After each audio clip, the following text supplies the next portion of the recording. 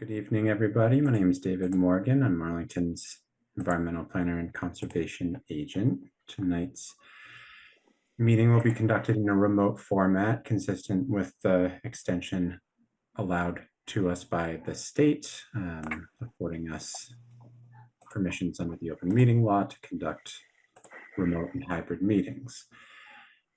Let's see, we will conduct one hearing tonight. Every vote that we take will be conducted with a roll call vote, and we have a roll call attendance that we'll begin with in just a moment.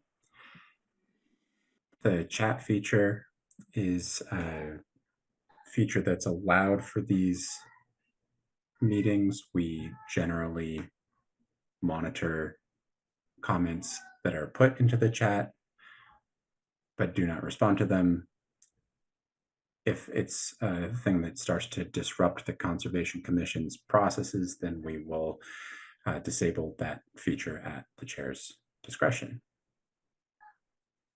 I know I'm forgetting some part of my intro speech, but I'm going to hand it over to Chuck to conduct attendance. Sure. And we'll get started. Okay, so first I'll review the agenda. So it's Thursday, June 5th, 2025. We're going to have an administrative review some minutes. And they're the minutes of May 15th, 2025. And then just acknowledge that we've correspondence received. Then we have a discussion item about the Arlington High School Building Committee artificial turf test results. And then there's a fishing line impact update. And I just wanted to make sure that this is an update. This isn't a dialogue. And I want to encourage people who came to tonight's meeting to talk about that. We'll have this on the agenda in the future. And you should, as a timed item, we'll have a discussion and long enough to have everyone satisfied and for everyone to have a time to speak. So that's how we're going to handle anyone that's come to talk about the fishing line impacts updates. So, and that will be given by David Morgan. So then we'll vote on the floodplain regulations and the water bodies working group. We vote for a new member and then a CPA report, tree committee report, Sims recreation and Mount Gilboa. Will all be discussed under our discussion items. And our one hearing tonight is 39 Reed Street. So with that, I'm going to take roll call attendance. Mike Gildescame. Present. Nathaniel Stevens. Present. Susan Chapnick. Here. David White. Here. David Kaplan. Here. Brian McBride. Here. And Chuck Tironi is here. Associate members, Sarah El Ferro Franco. Present. And I know that Eileen Coleman is emailed me and said that she will try to join us later on if her commitment doesn't run too long. Okay, so we have our roll call attendance. We reviewed the agenda. So David, first thing on our is just to review minutes for May 15th, 2025.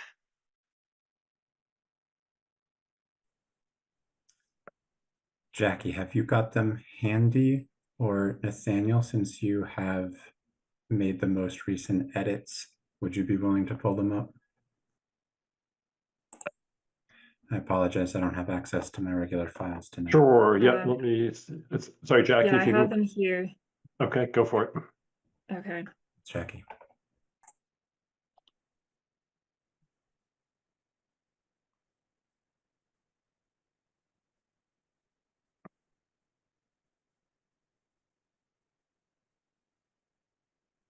Can you see that? Yes. It's coming up. They're up now. Yeah, these are the version. This is the version that I have, but they won't include Nathaniel's edits. Oh, okay. Let me see if I can find those. I have those up on my screen. If I Okay, screen that would be better then. share, probably.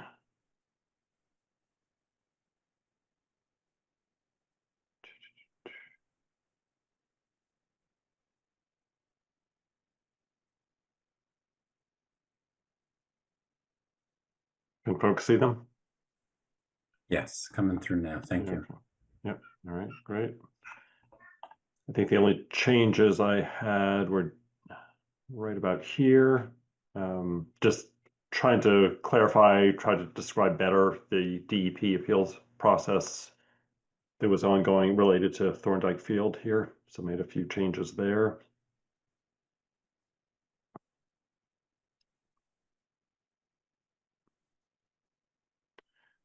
And I think those were the only changes I had.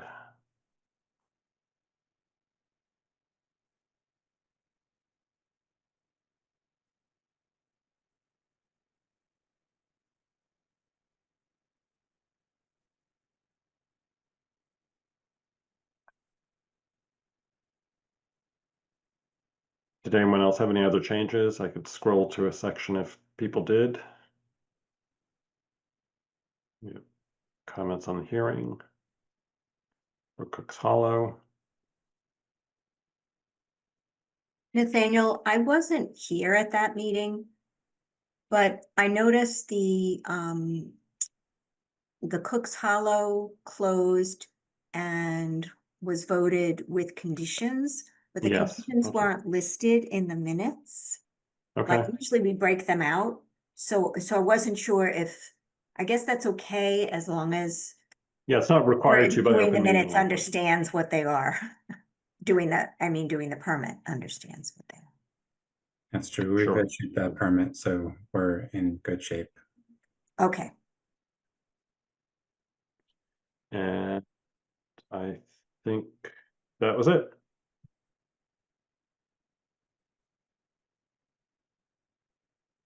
Motion to approve as edited. I'll second. Okay, Susan Chapnick, Yes. David White, Yes. Brian McBride, Yes. Mike Gilderscame, Yes. Nathaniel Stevens, Yes. David Kaplan, Yes.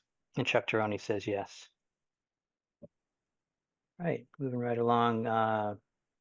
So in between the meetings, we often receive correspondence, and this is available for all the public. Full list is available on our site. And if you're having trouble accessing the list of correspondence, please reach out to David Organ, and he will assist you with that.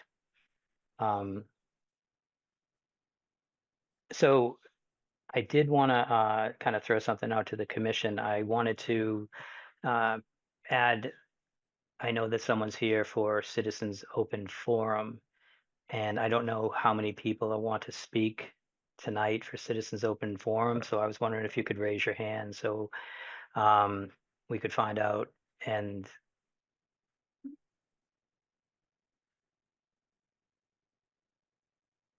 so I don't see anyone with their hand raised for Citizens Open Forum, so I'm not going to bring that up again.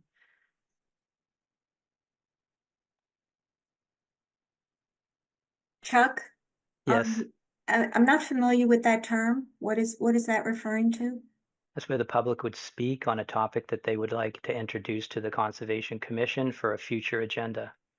Okay, so I'm thinking, so I see a comment from Laurel Kiesel that she can't raise her hand for whatever reason. Okay, there you go. His hand's up right Yeah, now. okay, yeah. Is there anyone else that would like to access that part of the meeting? All right, so just to, oh, I see two others, at least one other. So I'm going to throw that to the commission. There's two people up here. I intend to give them 2 minutes each. Is it appropriate? And would you agree to allow that to happen now? Sure. Sure. All right. Sure. Laura, I'd like you to go first and just introduce yourself for the record. And I am going to stop you at 2 minutes Okay. since we only have two people. Yeah, my name is Laura Kiesel. I'm the founder And Director of Save Arlington Wildlife, I know that this is not a discussion for this meeting, so I guess as per what we spoke about on by email, I'm just putting in a request that perhaps this be put on the agenda for the next meeting or whatever upcoming meeting that it would be permissible in the schedule. Sure, to Laura, have a and discussion. I'm sure that the commission understands, but maybe someone's here who doesn't understand what you're Oh, asking to yeah. be put on the agenda. Yeah, so we've been having correspondence regarding the fishing line issue. And we have, Save Arlington Wildlife does have a petition in which we've asked that there be a pause on fishing at Hills Pond after the death of several great blue herons, as well as some other mitigative options at other water bodies in the town of Arlington. And so just sort of following up on that petition request and some other things that have come up around it, since there have been new updates since then. And as I understand it, your request is to have it on the agenda and with enough time to have a full discussion about the issues out there, Yep. which, as I remember from our last meeting, would be including the commission considering a ban on fishing activities at this pond. So I know that came up. Well, just to clarify, a temporary pause. Mhm. Until we can do until there could be like an assessment of the issue or other mitigative options could be implemented. Okay, thank you. Who's next? Having a trouble seeing my screen at the moment. If you could just start speaking and introduce yourself. I think it was Isaiah Kepka. I'm sorry if I'm mangling your name. That's okay. This is Asha Kepka. Asha, okay. I'd like to piggyback on what Laura said. The issue of the fishing line has been very troublesome to me, and I have been doing regular cleanups at various bodies of water here, and I would like to submit some videos, perhaps to commission, so that can show the up close the issues that I see every day. So I'm hoping there will be discussion and open to the public at some point. But meanwhile, I would like to present some of the videos, and I'm going to send them to David Morgan, I guess, or You can, but they're not appropriate for tonight's meeting. So oh yeah, we will. I understand. Yeah. Okay. No, I would like to just sort of for the record, for the later discussion, submit those as well. That's perfect. Thank you. Yeah, send them to David, and the commission will review them and put them on our website. Thank you. All right, thank you. Okay, Chuck, with that, I'm gonna. Chuck, I'm sorry. I saw a Sure. note from Beth Malofchik that she couldn't raise her hand, so I don't know if she wanted to speak. She was having trouble raising her hand. And Winnell as well. Winnell. All right, Beth, we're getting into a point where I would have liked to move on, but can you take a minute? Quick. Yeah. I can be quick. I just wanted to state I'm sorry I missed the May meeting.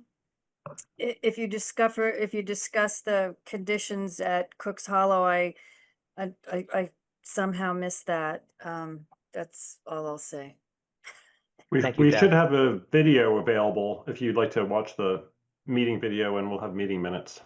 All right, thanks, Nathaniel, and I'll Sure. follow up with an email if anything is Yeah, reach out to David Morgan. He can okay. point you Thank where they you. are on the Thank website. you. And Yeah. also David can send you a copy of the permit when I think it was completed. Thank So you. you can see what the conditions were. Thank you very much. And Susan, you said there was someone else? Winnell, I think. Oh, Winnell? Oh, Winnell, are you able to unmute? I am. I just put my comments in the chat. I won't take up any time. Thank you, though. All right, thank you, Winnell. Okay, with that, I'm going to close, I guess it's my term, Citizens Open Forum. And we're going to move on to our next agenda item. And find my notes. And that is the Arlington School Committee. So we're in the discussion portion, Arlington School Committee. School Building Committee, artificial turf test results. So let's, is everyone here representing that committee? you're all able to raise your hands and unmute. So while you're doing that, I'd like to offer a brief summary of the memo submitted by the Arlington High School Building Committee in support of tonight's working session, along with the update from Jim Feeney, the town manager. The memo states that the Arlington School project remains on schedule and budget, and they anticipate completion in September 25. Synthetic turf are intended to support both athletics and physical education. According to the memo, most of the required testing has been completed and passed, including PFAS testing and multiple heavy metals. One test using the CAM 17 protocol with the EPA methodology 6010D showed an exceedance for zinc in the infill material. The committee attributes this test method, this to the nature of the test method and typical presence of zinc in tar base material. Other tests for metals and leads have been passed. The committee has expressed a willingness to explore additional monitoring strategies, including future leachate testing to ensure ongoing compliance with the order of conditions and to protect Millbrook. Our town manager, Jim Feeney, also offered an update, and it was that the ASTM 2765 lead test for the turf infill, which is expected to pass, they're still awaiting those results, and the VOC, SVOC testing results, also pending, are expected by the end of this week. And that was specifically delayed because they had to find a specialty lab to do those tested. So the purpose of tonight's session is to review these findings and discuss possible next steps. And with that, I'm not sure. So I see Jim. I see the conference room over there. So Jim, if I throw this to you, can you introduce your team and start in? Happy to do it. Thank you, Mr. Chair. Hi, everyone. Jim Feeney, Town Manager here at Town Hall. I am joined by the Chair of the Arlington High School Building Committee, Jeff Thielman, as well as Arthur Duffy, our architect from HMFH Architects, and John Amato, the consultant working on the turf fields at the Arlington High School Building Project. And I'll turn it over to Jeff for a brief introduction of where we're at today in the project. Yeah, thanks very much, Mr. Chairman and members, for inviting us. I'll be very brief. We are in the final weeks of finishing the Arlington High School Building Project. The timeline is to complete the project and have students playing on the fields in late August, give or take. It could be Labor Day. We have, in terms of the turf field, the base layer has been installed. There's 2 more layers set to be installed in the coming days. The drainage system, including all the trench veins, drains, drain inlet veins, the basins, the subsurface detention chambers are all installed or well underway. We have purchased the artificial turf, the top layer, the synthetic grass. The shock pads have been purchased. The infill is reserved. We have to make the final order on the infill by the end of this month, by the 28th of June. We have, as we've said before in prior meetings with you, at this point, given the structure of this space, any alternative infill would be an infill that has not been in the market for more than 7 years. The Arlington High School Building Committee has voted several times not to go in that direction. And anything that extends this project beyond September costs the town of Arlington about $400,000 per month. There isn't any time to do any additional testing other than that's which has been ordered prior to the 28th day of June. That's not realistic. I just want to make that certain. That's why we indicated what we indicated in the letter. I'm going to let Jim talk for a few minutes and then we'll take your questions. Thank you. Sure. Thank you, Jeff. Just want to note, obviously the initial order of conditions was issued in 2020. And at that time, as I understand it, and as I've now learned, a quite rigorous testing protocol was agreed to incorporated into the order of conditions, and as the chairman noted, is well underway. We should have the SVOC test result. Tomorrow was the scheduled receipt date for that. So generally have been pleased with the results to date, save for the zinc, obviously, as noted in our memorandum. In many ways, because of the rigorous testing protocol, we now have frankly, a higher degree of confidence the product being placed is cleaner than much of the dirt that we've had to remove from the site to date. So again, as Mr. Tironi noted, the lead was okay. The regular metal test was okay. All of the PFAS tests were okay. It was the CAM17 heavy metals test, which has 17 metals it's looking for. 16 of them came back within limits, except for zinc, which is an integral component of rubber tire. So we have been proceeding in good faith with the enhanced testing protocol, but if even learned, it was probably to be expected, or maybe a practical impossibility to strictly comply with condition 57.1 because zinc is an integral component of rubber tires. And the testing that was performed is designed to break that material down into like the elemental components. So, where we are today is we believe that test does not necessarily represent the conditions that will be experienced on site, or necessarily demonstrate the potential dissolved metal content in the stormwater runoff.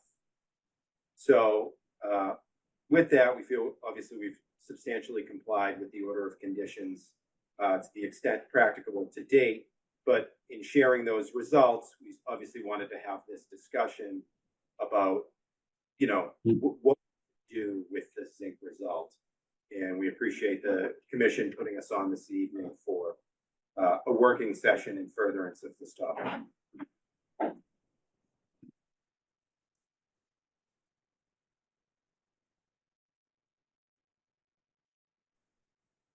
Mr. Tironi, I think you're muted.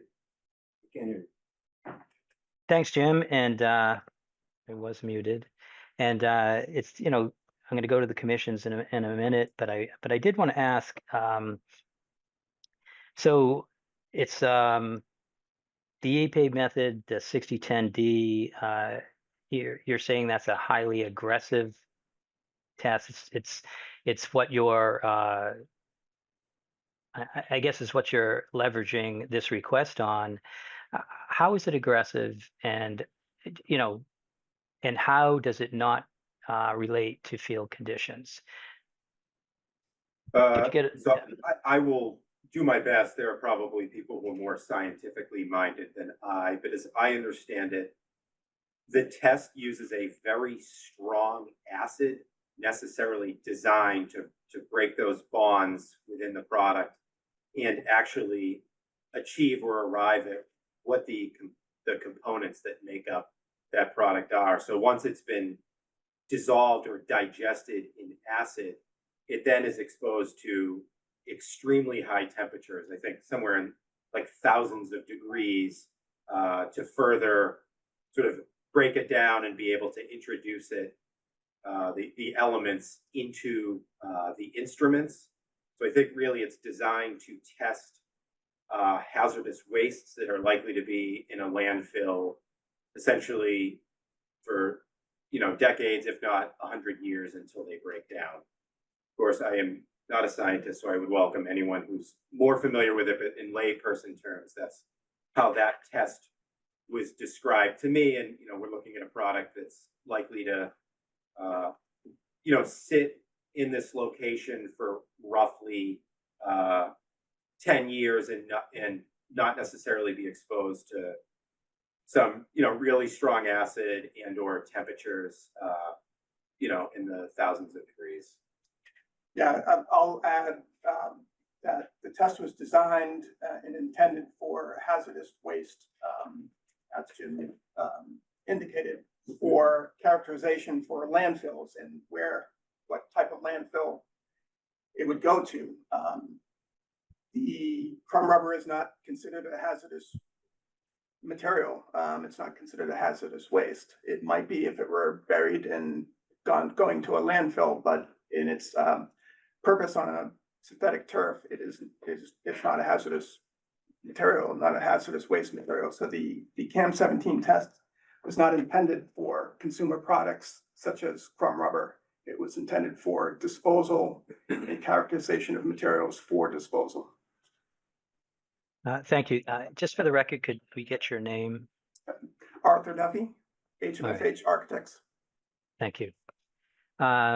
Sure. If you're finished, Jim, I'm going to turn it over to the commission. I see that Susan has her hand up, and I don't know. I know that Susan's probably Susan's probably got a lot of questions. I'm not sure. I know that Brian introduced himself as another chemist on the commission, and I'm wondering if Brian has any questions. I'm not trying to, give pushback to Susan, but I just wanted to make sure that if there was something to talk about, others had that, and then Susan could probably pick up what we didn't hit. So Brian, I see that I've coached you enough to get your hand raised, so please join us. Mute. Yeah, Susan knows a ton more about this, but I did work in heavy metal removal early in my career. So I guess there are a couple questions. Where did the criteria come from? And were they criteria designed for this sort of situation? I mean, we have some limits here and they've been exceeded. So I'm wondering, when we started this, we must have thought that these were the correct criteria. So that's one question. The second question is, I'm a little skeptical about the analysis story, because I believe that the process to do these tests is based on total metal content of these samples, and sometimes it takes different processes to determine what that total metal content is. I don't think they're trying to make an implication by that test about what the actual use conditions are. I think they're trying to identify what the total metal content is. And then the third point would be total metal content is one thing, leachability would be another. And do we have any data on what is the safe leachability number based on that total content? So those are the questions that come to my mind, Chuck. All right. Thank you, Brian. With that, I'm going to turn the floor over to Susan. Thanks, Chuck. Brian, I agree with you. I also agree that that this is a rigorous test because that's what the EPA as well as Massachusetts DEP requires when you're testing, for example, soils.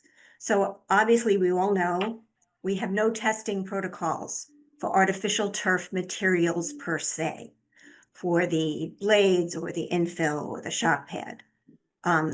We don't have specific methods for those materials in terms of regulatory methods and regulatory standards. So what we used back in 2020, when we wrote this permit with conditions, is we used soil standards or standards that were comparable we could find. For example, the CAM 17 standards came from California. We also have Mass DEP standards, which also include zinc. So one of the reasons why we did a total analysis is because we were looking at these like soil, because we don't have another way of doing it in a regulatory arena. That said, we set up very rigorous testing. We required testing for PFAS of the tire, crumb rubber, and the blades and backing, and that came out non-detected and the reporting limits were acceptable. I reviewed the lab data reports and those give me comfort that that standard was met the way we wrote it. We had a standard for all these other metals, as Jim said, and all the other metals met criteria, including lead, which was a concern in terms of leaching lead. So zinc is a problem, and we still don't have results for volatile organic compounds, which are a whole suite of compounds. and semi-volatile organic compounds. And those, again, we set in the special conditions, we set standards that were equivalent to the soil standards in Massachusetts. Now, if we look at the Massachusetts standards for zinc, why not? The soil standards for zinc are 1,000 parts per million, 1,000 milligrams per kilogram. That means that if you have a soil, let's say we were putting soil out here and doing a grass field instead of artificial turf, and our soil had above 1,000 parts per million zinc, it would be considered a release. We would be putting, they wouldn't allow us to put a soil with a level of zinc over 1,000 ppm on an athletic field. Now, the zinc that was found, and I was very surprised by this. I know there's zinc in tires, but the amount found surprised me. The amount was 13,600 ppm, milligrams per kilogram. Again, the standard's 1,000. So then you can go back and you could say, okay, mea culpa, maybe back in 2020, instead of defining tests for the solid material, we should have defined a test for leaching of the solid material. And frankly, I agree with the Arlington High School and Jim Feeney that leaching is probably, a leaching test is a better approach. There is a leaching test under the EPA. It's called SPLP, which stands for Synthetic Precipitation Leaching Procedure, and it mimics acid rain. We have acid rain in the Northeast. It mimics the amount of acid in rainfall hitting a substance. Then this substance gets tumbled around in the laboratory, and then you filter it. So you take the substance out and you just have the leachate, and you measure that leachate using different methods depending upon what you're looking for. And for the metals method, it is that inductively coupled plasma spectrometry. That's the 60-10 method. That's the standard method in EPA. Everybody uses it for waters and soils. So if I was doing this again, I would define a leachate test, and I'm discouraged to hear that no more testing would be considered, because if the labs have this crumb rubber, which they have, you know, we see pictures in the lab reports of the crumb rubber, they can just take another portion of it and do this leachate test and then test the zinc and see what comes off. In terms of a leachate test, what would be the regulatory criteria then? It wouldn't be the soil criteria. It would either be the water criteria in the MCP, but if we really are concerned about aquatic organisms, it would be the EPA National Recommended Water Quality Criteria. And that's 120 micrograms per liter. So if we did the leachate test and we measured the zinc again, and we found less than 120 micrograms per liter, and that number changes a little with the hardness of the water. I'm not going to go into those details, but it's around 120. Then we would have a level of confidence that stormwater from this field would not impair Millbrook. Right now, with the levels of zinc that are there, we do not have a level of confidence that this project will not impair Millbrook.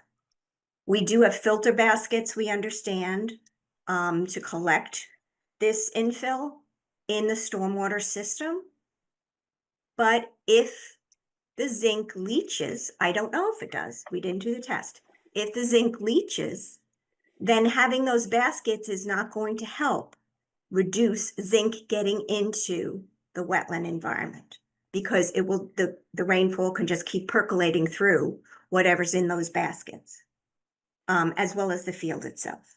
So my concern is, and I understand that if the Arlington High School had recommended that we add zinc to the testing protocol for the stormwater tests after the fact. So after the field is built, we had amended the permit, for those who don't remember, to test for this emerging compound called 6-PPD quinone, which also can come off of tire crumb rubber and is acutely toxic to aquatic organisms. So we set up another series of special conditions to test after the fact, to test the stormwater. And what the high school is saying is, okay, let's test the zinc after the fact too. On the surface, that sounds fine. You know, let's test, see if it's coming off. The problem I see with that is that if we wait to test until after the project is completed and these tests are high, what is going to happen? We have a special condition number 63 that specifically says what needs to happen. Either if the 6-PPD is exceeded, and I assume if we add the zinc, it would have the same conditions. You either need to replace the infill, you need to do green infrastructure, change the stormwater system, or change the field to a natural field. I think that that's very onerous to look at this project and say, let's wait and test after, when we could do it right now. These are not difficult tests, especially for SPLP is a quick test. It's a leachate test. Every lab does it. PACE does it, the lab that you use for the zinc, and then measure zinc and see if it comes off. I'm not even going to go to the 6-PPD quinone issue because I think that that's going to leach as well.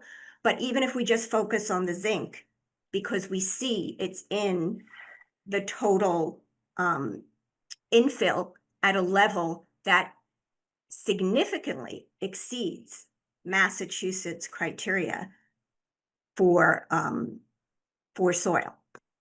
So my recommendation is to do the EPA SPLP leachate test and analyze for zinc. Now, I will caveat and say we don't have the VOC, the volatile organic compound testing results. We don't have the SVOC testing results. So if those are high, we might consider adding those as well to the leachate. You can do those with a leachate test as well. So that's my opinion.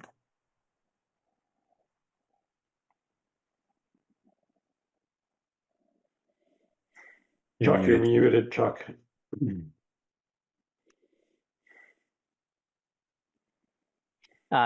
Just to get the expectations correct here, this is a discussion between the school building committee and the Conservation Commission. I will ask if the commission wants to entertain additional comments, because Sandra, I see that your hand's up, but that's not what this forum's about. So with that, Nathaniel Stevens. Thanks. Thank you. Well, thank you, Jim, and the building committee for bringing this information to us for discussion. Susan, just want to follow up a couple of questions with you because obviously you are far more versed in the science than I am. And you actually answered one of my questions because I was going to ask about how long does what a leaching protocol or study or testing take? I was just going to say, is there anything in the literature about the propensity of crumb rubber to leach, or is that something that you can't really say because it's really certain chemicals might leach off of it and others? I'm just trying to understand, like, if there's some, I don't know, sense we could get about what we might expect for the test results. Sure. I prepared a short 2-page memo on zinc and PPD quinone with updated peer-reviewed references as well as EPA and DEP levels. And the short answer is yes. There is information that shows that zinc can leach from fields with tire crumb rubber.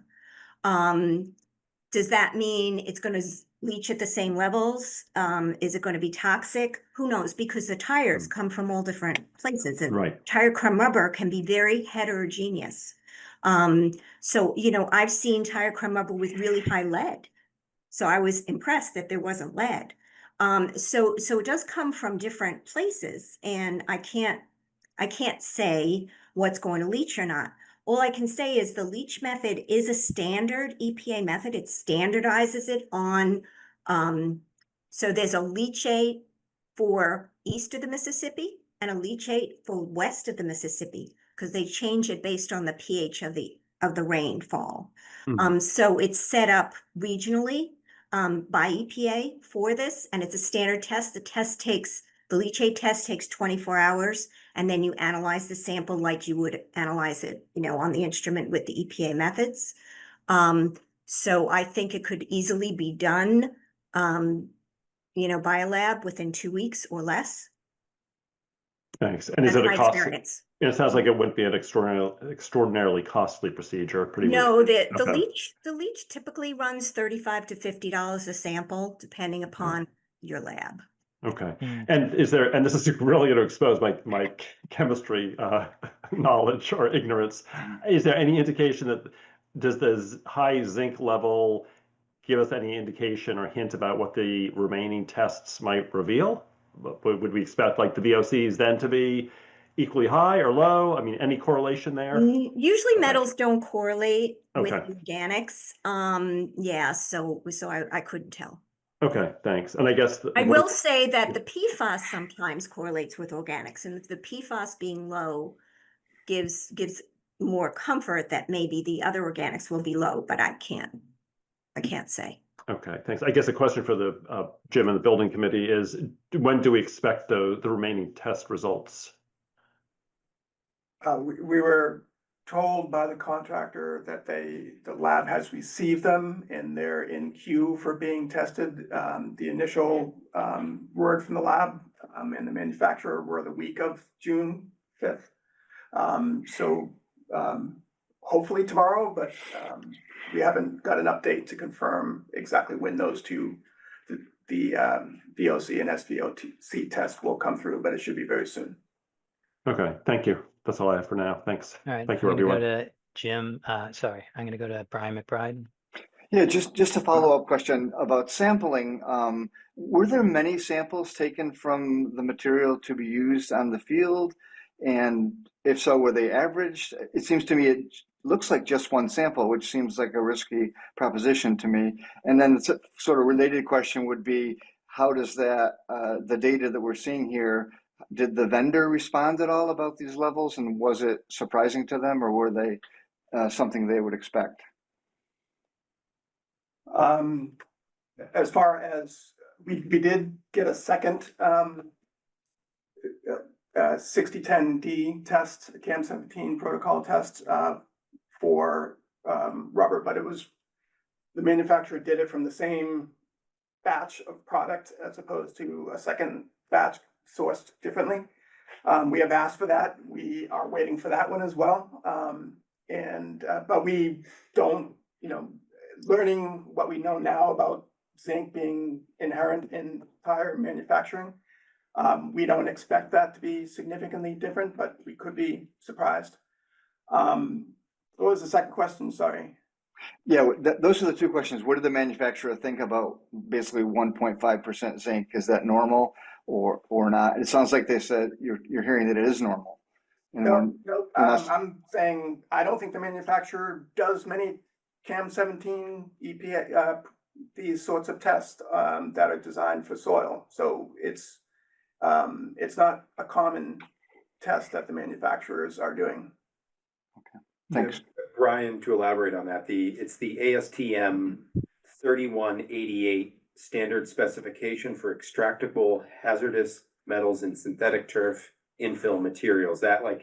That's the industry standard that the lab is typically performing on this type of material. So the CAM17 was an ask of something is a test that they generally would perform on something else, and they were asked to run it on this material. So I don't think they had any sort of data set by which to compare. And I think the only other thing I would add, because Mr. Tironi mentioned that someone had their hand raised, there are a few chemists who have consulted with the high school building committee that are on the call that I think may have more knowledge as to what the expected level or percentage of zinc might be in tire rubber, but that certainly goes beyond my level of knowledge. Sure, I just saw something from Sandra, so maybe if you raise your hand again, we can get you in after David Morgan and David Kaplan. So David Morgan first. Thanks. Mine's a follow-up on Brian's question. So does the manufacturer have sourcing details about the tire crumb? And my concern is, of course, similar to Brian's, that it would be variable. Susan pointed out earlier the heterogeneity of tire crumb rubber and the fact that these might be coming from mixed sources. So I'm wondering if the sample you took might be from a set that was procured from a particular set of tires. You may even have details about where they came from, that kind of thing. I don't have any insights on the contract specifications did have a requirement that they would not be truck tires. Yeah, you want me? Yeah, the specification clearly states that the rubber must come from US made automobile tires, no truck tires, no scrap rubber. It's about as clean as we can get from a rubber standpoint. Jim had mentioned about F3188. That is the standard test for exposure that we use for zinc, for heavy metal exposure with rubber infill. It's a standard test. We've been using it for a while. It was published, I believe, in 21, and the industry has been using that for a while. One other thing I'd like to mention is that standard method 1 standards are for drinking water quality, and they're based on drinking water sources. To my knowledge, we're not in a drinking water source, and we're being asked to comply with regulations for a drinking water source that the region we're in will never be, not in our lifetime, maybe not in anybody's lifetime. There's a long history in Millbrook back in the 1800s and early 1900s of a lot of industry and a lot of chemicals being dumped. So it's a brook that probably will never be in a situation where we're drinking water from it. I don't know. I wouldn't drink water from it. I don't know if anybody else attending us would drink it. What do you mean? You shaking your head no? I don't think any of us are talking about drinking out of the brook. David had a question? Sure. Yeah, no, before we go on, sir, could you just state your name for the record? Just want to make sure we caught John it. Amato. Thanks. And let's go on to David Kaplan. Yep, thank you. Appreciate the amount of rigorous testing that was done. Susan, to follow up on your comments, I just had a question about the zinc criteria that you referenced. What's the amount again, and is it a recommended EPA criteria, or is this a state adopted ambient water quality standard? This is for Susan. Oh, sorry. Oh, thank you. Okay. Could I share my screen? It'd be easier than talking through. I have them listed. Sure. You okay, Chuck? Yeah, Okay. please. Okay. Let's see if I can find it.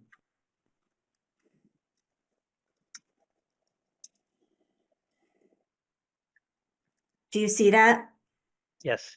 Okay, so there are several standards. I list them all just because this is a working session and we were having a discussion.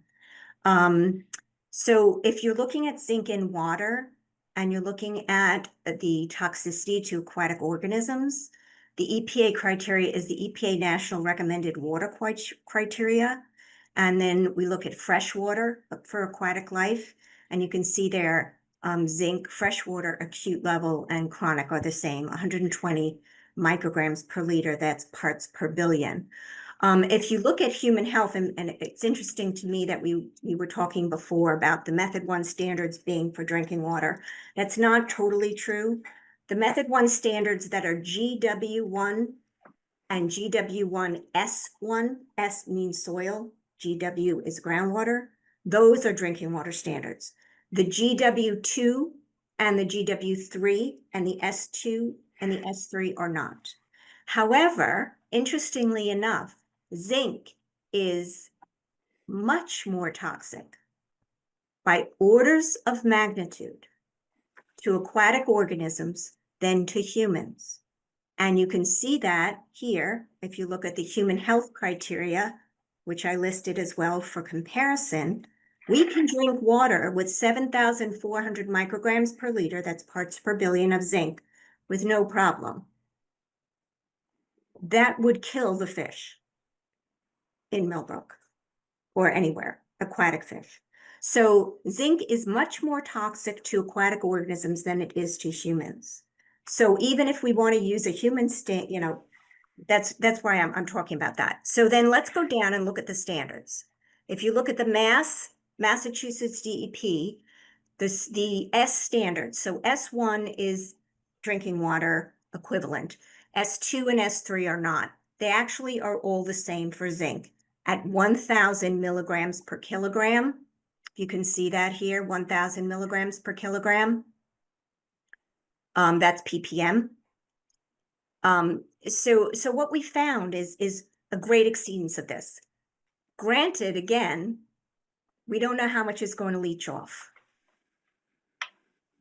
But if we want to know how much is going to leach off and what would be safe, then we really should be looking at this acute freshwater acute level of zinc of 120 micrograms per liter. So those are the standards, David. I do have some information here and some footnotes, and I'm happy to share this publicly as well so people can look at it later. The Connecticut Department of Environmental Protection published a report back in 2010. So it's a long time ago, but it has not been refuted, which showed that leaching of zinc from a field with tire crumb rubber, again, I don't know if it's the same source, showed exceedances. You can see they were detected in the water that came off the field at 130 to 260 micrograms per liter, which exceeds the safe level of zinc to aquatic organisms. The reason I'm so concerned is because zinc is so toxic to aquatic organisms compared to humans. And that's why we had this standard. That's why we have it. We have to protect the environment. And I'm trying to be proactive here. And let's do a leachate test before we put down a substance that might be harmful to what we're trying to protect and for which we have standards in our permit. I'll stop sharing. Yeah. Thank you. So it's going to let, so I'm assuming that Sandra is with the high school building committee and she might be there supporting chemists. So Sandra, introduce yourself and let us know if I'm right or not. No, absolutely. Thank you so much for the opportunity to speak. My name is Craig Breen, and I'm accompanied by my beautiful wife, Sandra Rafai. Hi. We are both PhD chemists. You may remember us from the last permit renewal meeting. So first off, really appreciate the spirit that goes behind, the requirements for these tests. Obviously, we want to be good stewards of the environment. I think what Jim did a good job of kind of summarizing, the findings from the tests. Outside of the CAM 17 test, everything passed with flying colors, which is great to see. Shows you that this material is inherently safe. Just a comment on, Brian and Susan hit the nail on the head. What the real thing we're after here is, for aquatic life safety. And so it comes to the leaching of any materials that come off of the material. So we're not concerned necessarily about the composition of the material and that's what the CAM 17 test does. As Jim said, it completely obliterates it and measures all of the content. And so if you look at any typical tire manufacturing, they use 1 to 2% of zinc oxide as a catalyst for the vulcanization process. And so therefore that measurement that the team got for the CAM 17 test is spot on, 1.3%. Surprising. Yeah, 1.3%. It's what you'd expect because that's what's inside crumb tire. Yeah. Yeah, crumb tire rubber. Yep. Exactly. So none of that is surprising. And I think again, Susan's spirit is totally see the spirit behind citing. And we've actually, Jim shared with us your memo, and so we took a moment to kind of go through those references that you highlighted. We'd be happy to kind of dive into those and show you that actually a lot of those data points that were high versus those requirements that you mentioned, they're actually good reasons why they were, and actually why you shouldn't be concerned, because all the other data points to them being far lower than those 120 micrograms per liter thresholds for zinc. So again, want to be cognizant of folks' time. Happy to go through that if folks would like, but from our perspective, the testing shows that the material is quite safe, and I would not be concerned with zinc, but Can I get a notion from the commission to find out if we'd like to see them go through that information right now? I think it's worth having a discussion.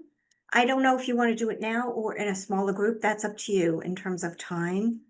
I think it is important to hash out the science. Obviously, we have differing points of view. When we had our artificial turf forum in the town in 2024, Dr. Laura Green, who was representing the Park and Rec Department, supporting the installation of artificial turf fields, made a very clear statement that zinc and 6-ppd quinone in tire crumb rubber was harmful to wetlands and aquatic organisms. And I agree with her, though I disagree with her on several of her other points. So yes, but I just don't know if it's fruitful for everybody to sit and listen to our throwing out acronyms and talking about the science. But I would like to hear what Craig and Sandra have to say. I just don't know if this is the right forum. I'll leave that to you, Chuck.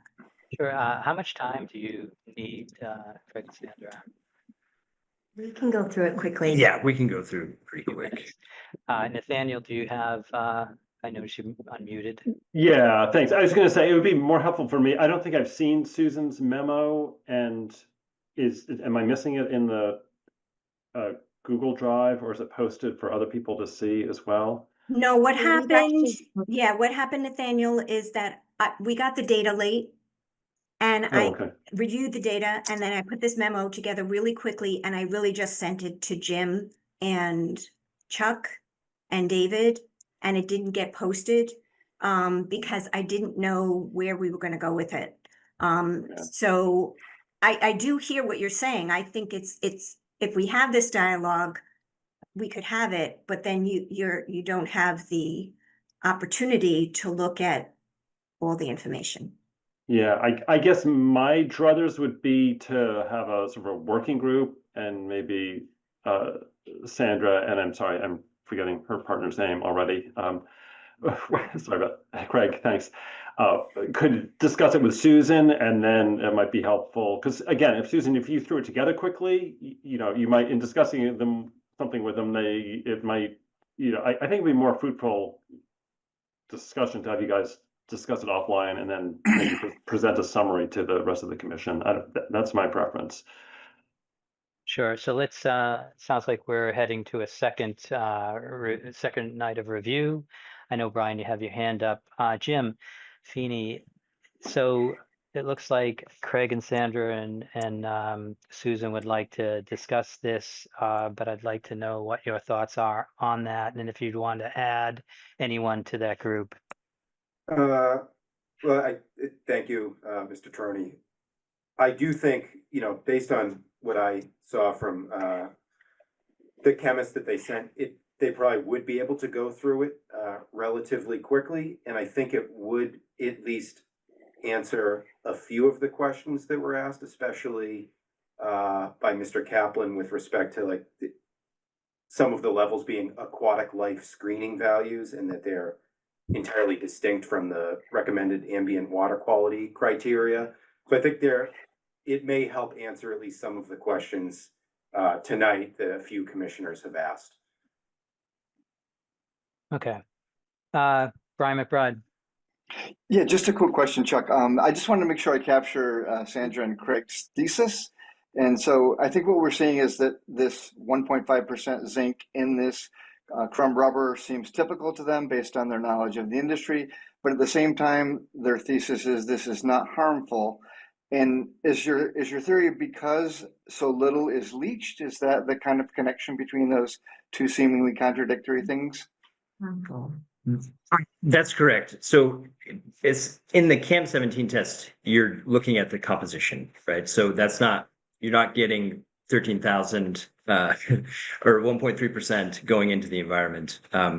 So it is, to your point earlier, it's all about what leaches off and what those quantities are. And actually, Susan did a nice job of pointing out some references of folks who have gone and done these, runoff studies and measured the resultant concentrations. And so that's what we have we pointed out some of those in our slides. Yeah. And oh, sorry to interrupt. I was going to say we actually addressed some of the memo parts from Susan Chapnick's memo are cut and pasted in the presentation, so you'll be able to follow closely what we're addressing. Okay, so that would give the commission confidence if we were able to see that the content is different from the leachability zinc, leached zinc. Correct. Okay, thank you. That answers my question. Appreciate it. Okay, so sounds like we have two different opinions here. What should we do? Working group or continue this for another 10 minutes? I would, just given Mr. Tirone, if I could, I'm sorry to interrupt the commission's deliberations about what report to receive, but if we could show it tonight, the deadline is tight. And I think it would be helpful to the town if we just go. When is the deadline? We have to make the purchase by June 28th. Okay. So I mean, but I bet if you want to have additional meetings, we would certainly accommodate the commission and try to meet. I think it's better to read as a group than to have a separate group go off and do that. I don't think that's a good idea. Okay. Chuck, if I could chime in on that, I would agree that if it takes another 10 minutes or so to clarify some of the points that were just made, I would rather do that than try to get a small group together. Sure. So as I'm reading my commission, I believe I have a majority that would like to see it tonight. So David White, I want to let you speak. I think I need a leachate test on the material. Maybe need to do that for confidence. Guys. All right. So any objections? If not, So I'm just going to one point, if I could, sure, David. Jeff. We're not going to have time to do that between now and the end of the month. It's not possible, but we have test. Right. So we have proposed in the letter that we would do the leachate testing along with the testing for the 6-PBD quinone through those grain baskets that we have. I thought Susan said the leachate test is relatively quick and relatively expensive, inexpensive. I can find you a lab to do it tomorrow. I'm sure you could, and we appreciate that. But we have all the product with one lab, so it's just that's not gonna be an option. So thank you very much. I think for that's a bit disingenuous because it can be done. It's an easy test. The leachate test is a standard EPA test that Pace Analytical does. The other, I don't understand why that can't be done for a level of confidence that it's not going to leach, whether or not we talk about the literature. And I think that if the issue is timing, Susan was saying that these get turned around in a matter of a day or so. Is that correct, Susan? Well, the leaching process is a day or less than a day, actually. And then they have to analyze the sample. So the quickest the lab could do it probably would be a week. We have 3 weeks until the 28th. So I don't think that's, I'm not past when we submitted the product last time. So like if we were in the queue and if we had already shipped a new batch out and they were ready to go, but like we're still waiting for our SVOC test, and these are things that were submitted over a month ago.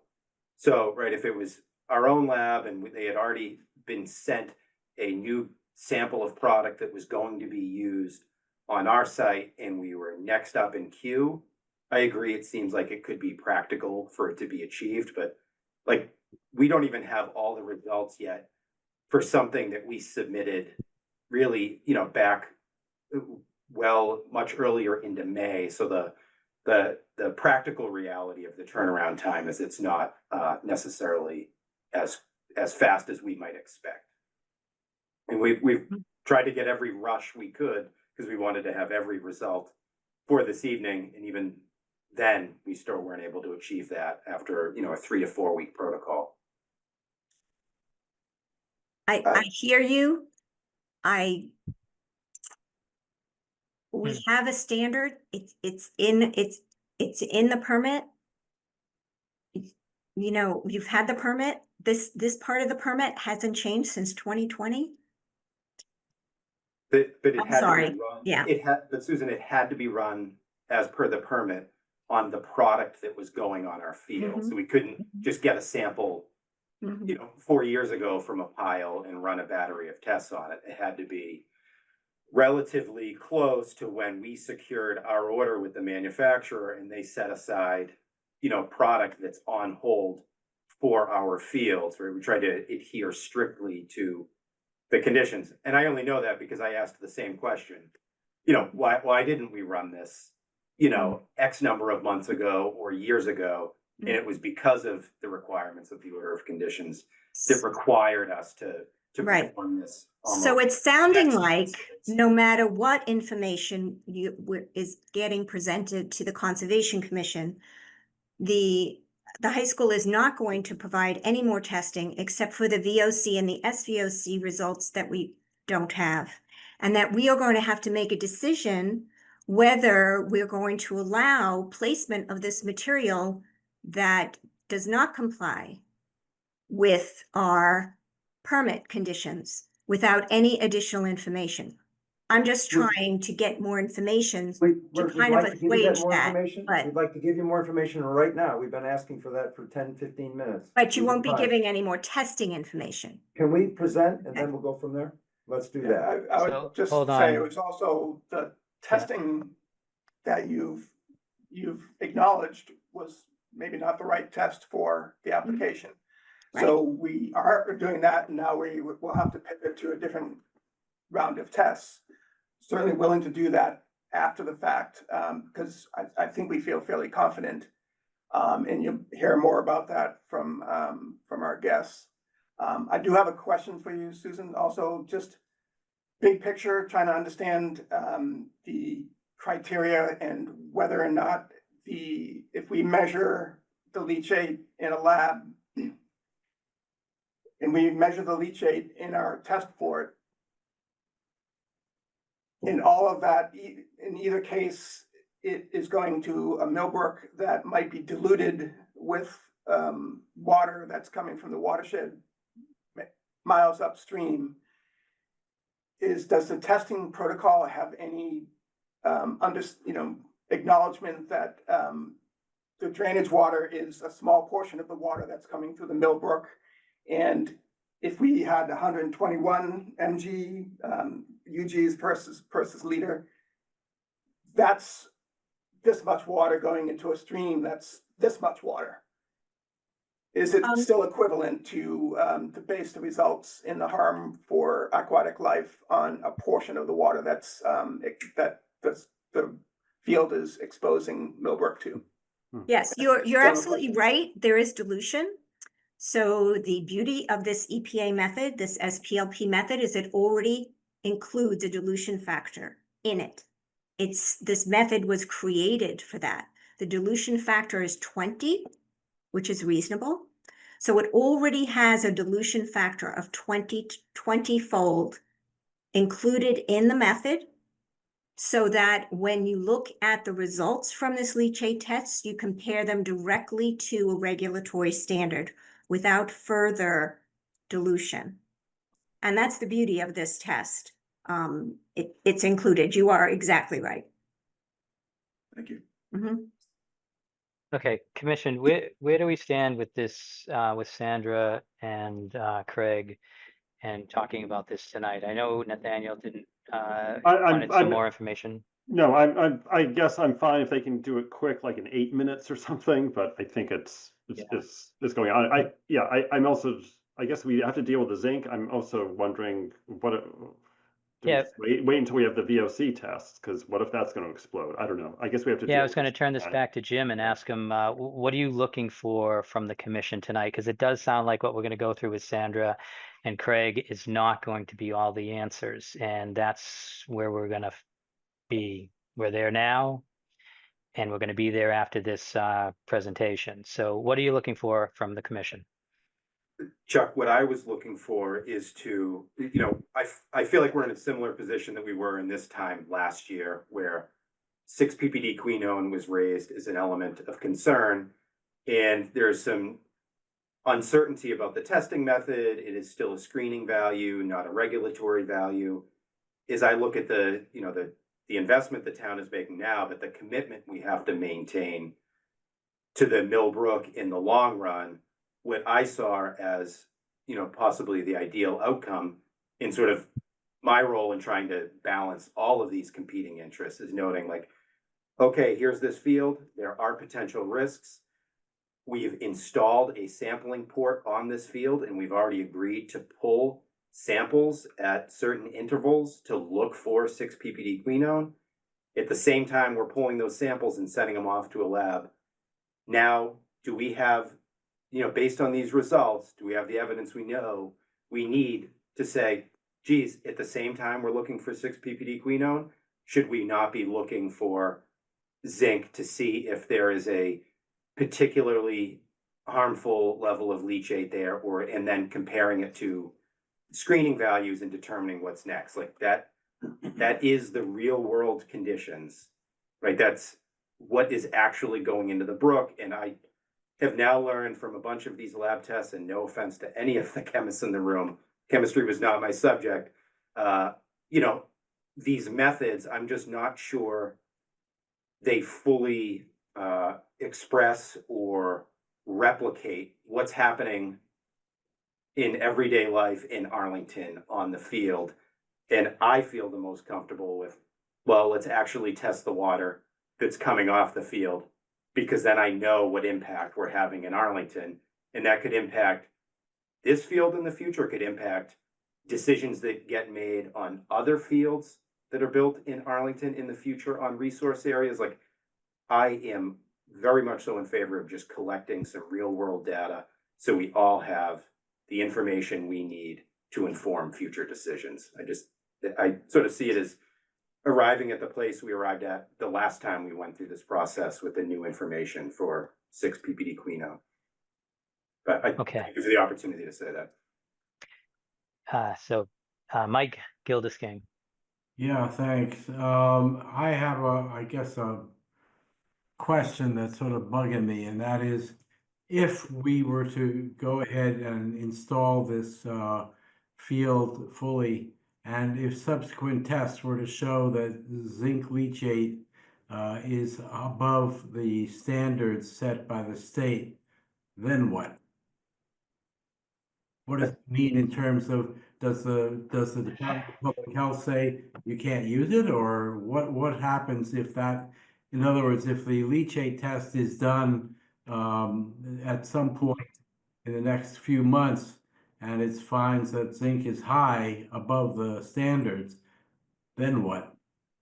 Yeah, Mike, I think our order of conditions lays out some of the steps that we would have to take, and Susan laid them out earlier. They're fairly comprehensive and extreme, but to touch upon one of the things that you just noted, we would have to take those actions when a regulatory standard was breached. None of what we've talked about this evening or last year is anywhere near the establishment of a regulatory standard. These are aquatic life. They like screening values. They haven't met any of the thresholds to become actual enforceable standards, either through the Department of Environmental Protection here in the Commonwealth or through the Environmental Protection Agency at the federal level. So they're just screening levels. If those screening levels ever actually get adopted as regulatory levels and there is an exceedance as we continue to test through the life of this product, then we have to modify the drainage, install green infrastructure, potentially replace the infill material with an alternative infill. So like there are a number of steps there that we would have to take if we ever find ourselves in that position. Thanks. All right. I'm reluctant to continue on. I think we're at loggerheads here, but I'm going to let Susan talk. I'm holding off on Sandra and Craig because I just think that's, we're going to find out whether they're giving a presentation or not, and they can say whatever they want at that time. Right. So just very quickly, we have very strict requirements if standards aren't met. Now, I guess we can argue what standards are applicable. That's the next hurdle, because the national recommended water quality criteria for aquatic life are used commonly in the Commonwealth to protect aquatic life in wetlands. That's what we use. For eco risk assessment, my eco risk assessment colleagues, that's what they use. But even if you didn't agree with that, even if you decided, well, we're not going to use that, we'll use the method 1 standards, and don't even use the drinking water standard, use the surface water standard for non-potable water. That's still an exceedance. What we saw is still an exceedance. Well, maybe not the leachate. Okay, so we don't know what's going to come off on the leachate. So if we did a leachate or we did the stormwater, we have to then agree what is the level. Now, maybe we need to get risk assessors and eco risk assessors in here to tell us what is commonly used as that level. And from my understanding, it is the national water quality criteria. But I wanted to read what were the corrective actions for those of us that forget. And this is why I'm just trying to be proactive. Do the leachate test now so we're not in this boat. But let me tell you what our permit conditions say. It says, in the event that the monitoring results exceed the regulatory standard, the applicant shall evaluate response actions, including modification of the field drainage system, green infrastructure, replacing the infill material with an alternative infill, replacing of the artificial turf field with natural turf. So I just wanted to lay that out. Okay. So is that the regulatory, this most important sentence here is when a regulatory standard for 6BD quinone has been established by either Mass DEP or US EPA. So those are the standards. We don't have them yet, and we may. We have an EPA standard. 11 parts per trillion.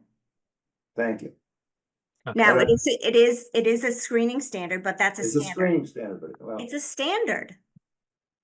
That's what's used in the industry. You can look and see what people are using. ITRC, the interstate organization that pulls from industry as well as academia, they're using these levels. I think this. Okay, so that's the next argument. We can't go there right now. That's But town council. Yeah. So yeah. Here we go. This strikes me as a working group. So I'm back to that. I don't want the presentation tonight. Sandra, Susan, Craig, Jim, who do you want as part of that? And we're going to meet at our next meeting and get an update from everyone and solve this. No one, Jim? Craig has Jim his hand Feeney? up. Craig has his hand up. I'm not taking anybody. I'm not talking to Craig. Sorry. It's we're moving on. It's been an hour. So I want to know if who's on the Well, I think the idea was Craig and Susan were going to talk. Yeah. And the three of them, maybe. And I don't know if Brian. If Joel, And, I and Brian, just yeah, wanted why to- don't we have Brian? Why don't we have 4? Because then we have two from the commission, and then 2 from who are essentially representing the building committee. I think that's fair. And I guess I would ask if they could put together something in writing ahead of time that I don't know. Maybe it'll take them a while to agree on it, but Yeah. you know, No, maybe yeah, that maybe was we getting- do Susan's memo, and then they could have some sort of short, brief written response for those of us. that discussion was getting too much. But all right, so Thanks. Craig and Sandra are Jim Feeney and the school committee's committee. group. So I didn't realize that. I thought they were just giving their advice. But No, if no, no, that's They're part of our group. So I mean, Okay. we've used them to prepare for tonight, but you admitted as Susan as the chair not to hear the presentation. We appreciate that. I am cognizant of our time frame. So Mr. Tironi, when does everything have to be submitted to the commission? What's gonna happen at the next meeting? And we're talking about the 28th day of June to make to finalize this order. So what's gonna happen over the next few weeks? I think we all need to understand that. I think we need to understand the steps that are gonna be taken. Perhaps So- working back from when the next So the meeting is, vote- just so I'm aware. Yeah, so I mean, we all talked at the beginning about the process. We have until the end of the month to make the order. That means that your next meeting is sometime in June 20, what? June 20? no, the 19th. To the 19th. Okay, so then the 19th. The can we make that? 26th. Oh, Juneteenth is on the 19th. Oh, yeah, that's right. yeah, 26th. So all right, so it's 2 days before we hit send on the order. Well, maybe we should Fine. schedule a special meeting. I hate to suggest it, but maybe, I don't know, depending on when, not to put pressure on Susan, Brian, Craig, and Sandra, but maybe we have a meeting next week or early the following week. Just on this topic again. Right, I have availability next week if that works, and it might be helpful if Sandra and Craig could send me their presentation so I'm prepared to respond to it because they already have my memo. So that would be good. Well, why don't you work it through when you have your working meeting? Who gets what, when, and all that stuff. Well, if they send it before the meeting, we'll have a more Yeah. productive meeting, I think, Brian and I, because we could digest what they are saying. And I'm suggesting you guys can work that out before, and I think we're most concerned about now is the date. Because if we wanna have a meeting next week, that's fine. I don't know the notice requirements for this commission. I don't know how much time you have to give. I don't know the whole process here, but you wanna do something on the. I don't know. Well, So Chuck- why Chuck- doesn't- Chuck's- Why- yeah. I was just with a small suggesting. group. Yeah, why doesn't the 26th work? I mean, I think that if the Works for me. commission understands we have to make a decision on the 26th, and we put this on the agenda and there's enough time to discuss it and have both these presentations, Susan and Craig and Sandra, I think that we'll be in good shape. And I think we should start out with that. I think we've done all the background work tonight. I don't know, I would just Hopefully not by then do a we'll have the special minute. VOC results Yeah. too, right? And Of for what course. so I think that, what I'm hearing is that the town would like to have real life examples of the testing and wait for the infill to be installed and then take the samples there. And they understand that if it comes out above background, that they will have some tough choices to make. And I heard that from Jim. So I think that we're all in agreement that we can finish this up on the 26th. Just one question. Sure. This doesn't require any kind of. No butter notification. This is just a working session right now. It doesn't require any modification of the order of conditions. Yeah, Chuck, I'm with Jeff. I think it technically does, because if they're proposing to add this standard to the order, I mean, it's a very, very minor, I don't know, well, minor in terms of wordsmithing, but significant. Yeah. But the Technically, I problem think is, it would, but goes to the commission first to make that decision, then it goes to a Yeah, meeting. that's true. So Right, we're right. stuck with having doesn't another rise to the meeting. rise level. Yeah. So it is minor. It's just testing. There's no difference. So hopefully it's a favorable outcome from the Conservation Commission, and it doesn't need an amendment, and it's not a minor. It's so Right. insignificant. Is that what the term is? It's so Yeah, minor. yeah, exactly, right, so Yeah. minor, yeah, I see it treated as that. And Jeff, too, also, if we decide on the 28th and for some reason the commission decides it needs to be formally amended, you can still do that later, after the fact. Yeah.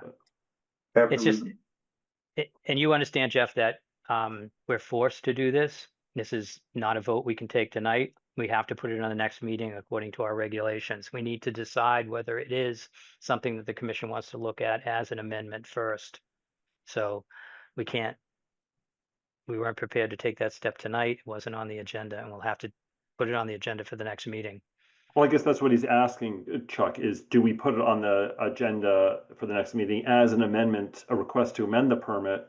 That's not the first step. The first step is to decide whether it's an amendment. Okay, so you still want to, okay. But you could do fine. that, So we both things could at do the that same at the same meeting. We've time, done yeah. that before. Yeah, Well, we could do that. Yeah, yeah, you could decide whether it's an amendment or not. If that's the affirmative, if that's the way the Conservation Commission votes, then you could vote for what is the wording of the amendment and, and vote on that. So we could do both. All right. I don't. Looking at this, I don't see this as an amended order of No, conditions. no, it seems so minor. it's not gonna. Yeah. It's the same project. Yeah. So that just means it needs to go on the agenda with that possibility. Is that correct?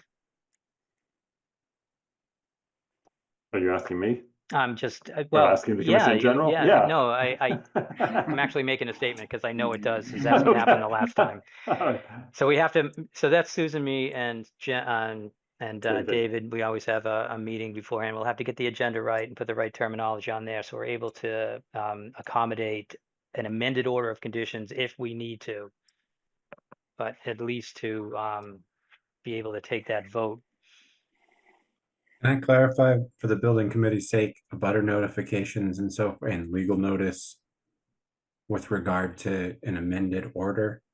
Are they required to do those things? And if we're doing it in the same meeting, how is that accomplished? It's only a vote to have an amended order of conditions. They would have to go through the entire process except for the application. So if we did it as a minor revision, they wouldn't have to do that. No. Okay. And you could say could also say it's insignificant, and they wouldn't have to do anything other than walk away from the next meeting. Right, and do a letter, like Yeah. a letter But there has amendment. to be some Yeah, documentation. yeah, Yeah. I'm still not sure I follow, but we It will would- sort it out Well, it would after be the fact. good for this to be resolved either in this session or outside of the session by the chairman and David and everyone, so that we get very clear instructions on what we're supposed to do. Yeah, in fairness to Jeff, they don't want to find out at our meeting on the 26th that we should have done a better notification, notice in the newspaper, blah, blah, blah, blah, public hearing. But I don't know, Susan, can you pull up that section? Because as I understand, they can't get there. That's at the next meeting. Didn't we do this for them for the past amendment? We only made the decision that it's an Right. amended order of Right. conditions. Right. To do an actual amended order of conditions would be an additional And you 2 need to, weeks. right. Right. So So maybe we need to talk about it right now. If we end up adding zinc testing after the fact, or if we end up, well, we couldn't add it before the fact because the building committee is not willing to do that. So if we add it after the fact, would we consider that a minor amendment? I would be fine with a memo that just stated what we're requesting, because it would have to be very clear what the testing was and what the regulatory levels are, because obviously we're having some discussion about that. Well, let me just, we don't know the regulatory levels. For zinc, we do. Okay. If we're adding zinc, we know the regulatory levels. Okay. Yeah. It's the 6 ppd quinone, I think we're still having a discussion about. Got it. okay, so it's going to be a memo. I'm fine with that, and it simplifies things. All right, yeah. So I'm there. I'm there too. I don't think that We don't have there's, to, we don't need a other than hearing. the testing, yeah. Yeah, we there's no don't need a changes. hearing to amend the order. Yeah, I think everyone's agreeing on that. You haven't got me on a Brian has had his hand up. 3188 test results. Yep, thanks. Yeah, Brian, let's hear. Yeah, Brian McBride. just a request to Jeff. Whoops, sorry, some background there. Jeff and Jim, I don't want to start a whole big discussion again, but would you consider finding out where the sample is that might go to the lab and how accessible it would be in the event that when the 4 scientists get together soon, they decide they would really need to do a sample, just in the event? It's at the lab. They gave us data, yeah. Brian, happy to, I'm not familiar with the method, or like I'm learning about this test today, so happy to learn more and explore different options, but obviously can't make any commitment right now. Okay. In the event that the 4 scientists decide we want to run a leaching test, we should consider that as a possibility and maybe make some preparations for that. Okay, that's all I had. All right. David Morgan. I think I heard Nathaniel say just a moment ago that we're in agreement that we wouldn't need notification, legal notice, etc. But I'm looking at our regulations now. Yeah, I am too now. Section 18B5. This is after deciding whether or not a new notice of intent is necessary. It goes on to say the applicant shall, at its expense, publish a newspaper notice, a butter notification, et cetera, et cetera. So, but that's after. We haven't it is made that after, decision. but we're talking about doing them at the same time, aren't we? At the same meeting? No. Well, how could you do that? So Susan just said a memo is possible. This is not going to a amended order of conditions or a new notice of intent. So okay, so we're just out of the realm of amendment altogether. Are you on the line? Are you on the area where it gives the 3 possibilities? And I remember people going through it before, and then we decide each one. And it's like stairs, stepping up. Can you go through that? Decision trees. Okay, so the purpose of the project is not changed. The scope of the project is not increased. Project still meets relevant standards in the regulations. Resource areas are still protected, and the potential for adverse impacts to resource area values will not be increased. If we provide a memo with some new standards, if that's what's agreed on, the resource areas are still protected. So where does that leave us? The minor change? Yeah. So no, that would be the case. No advertisement, no about a notification. And so procedurally, we are expected to vote on whether or not there is a new notice of intent required versus a minor change. And we're not set up tonight to take a vote given open meeting law requirements. So I'm just seeing a procedural challenge here to doing it all in one day, even with the memo in between now and then. Yeah, well, I think the section 18 of the regulations is more for if someone's making a change. So like if they came to us and said, we're actually going to double the size of the field and it's going to be, entirely in the riverfront area now, that's the type of thing. It's more of a footprint change, I think I see, or project configuration change. I always thought it would affect the butters. We're dealing with, yeah, exactly. I mean, we're dealing with a tweaking, I would say tweaking of an order of one of the conditions that we had. So it's really amending. It's not a project change as much as we're changing one of the conditions. So I'm a little more comfortable with it. Yeah, I think it's a little bit on the fine line here. But well, I have maybe something that lets everybody off the hook here. Yeah. Any such requested modification shall have the same or less impact to the resource area values protected by the bylaw as the approved work. we approved tire crumb rubber going in. We knew the standards at the outset. So whether or not it meets the performance standards outlined in the order is different from the change in scope, et cetera, that we outlined before. So I think that's where we hang our hats, and we're okay with moving forward. Sorry to take up Okay. additional time there. No, that was important. I appreciate you going through the regs. So I just want to let Sandra and Craig and Susan know, and Brian McBride, that we're looking for a memo that you all agree on. That would really help us. So And think of absent that. that, two different memos, and we can, Yeah. the readers can try to reconcile them, but. Okay. And then the only other thing is there has to be a note in the agenda to make sure that we're covering the vote. So What is the deadline for finishing everything and getting it to David? yeah, I don't have that. That would have to be a week before the A week meeting. before the meeting. Okay, so I think also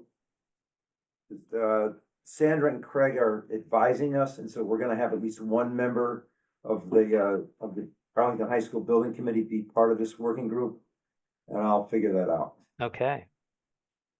Great. That's what I was hoping for. All right. But and if there isn't agreement between all of the scientists, then two separate memos are presented and we discuss it on the 26th and see what happens. That's right. Okay. And time for the presentation and all that. Okay. And with that, we're just gonna end this discussion. I appreciate it tonight. No vote is needed. We'll see you at the next meeting. On the 26th of June at 7 o'clock. Is that That's Thursday right. the 26th? Okay. And Jeff, if you could help us get contact information for Sandra and Craig, because we don't have that. I'll take care of making the You'll take care of that, Jim. necessary tomorrow, Thanks. Susan, because I think I Everything have through David everyone's- Morgan, please. He'll quarterback for us here at the commission. Thank Very you. good. Thank you all. Good night. All right. Thank Thanks. you. Good night. Thank you. Thanks. All right. Let's see, let's just move on real quickly. So, David, can you, so I know you've been meeting with the health department. So I'm not sure, David, are you having connection problems? That's why I'm just looking at the screen that says I Town think of he's Arlington. also babysitting tonight. He told me earlier today he's home alone with the kids, so he may Well, let's be just dealing with move that. on. When he comes Yep. back in, I'll Yep. go back to him. So water bodies working group update. So I'm going David Morgan, David White, do you mind taking this whole thing, including the nomination for the new member? Okay, first item, we have a possible likely new member. She's agreed to it. Michelle, the working group. She's a former conservation commissioner, representing basically McLennan Park, Reach Brook, and all that. Michelle DeRocher? Yes. Oh, good, great. Yes, exactly. I'll make a motion to nominate her to the Water Bodies Working Group. I'll second. Oops. Well, missed- I heard Captain Susan, got I it. recognized her voice. I didn't see, so I'm going to go with Susan. Sorry if that's the problem. So Mike Gildersgang, Yes. David White, Yes. David Kaplan, Yes. Brian McBride, Yes. Nathaniel Stevens, Yes. Susan Chapnick, Yes. and Chuck Teroni says yes. Okay, so that's taken care of. Any more information on the Water Bodies Working Group? I have nothing new at the present. David might have some more. I don't, anything water bodies, David Morgan? They're headed out to test and survey the res this week. I believe it's this week.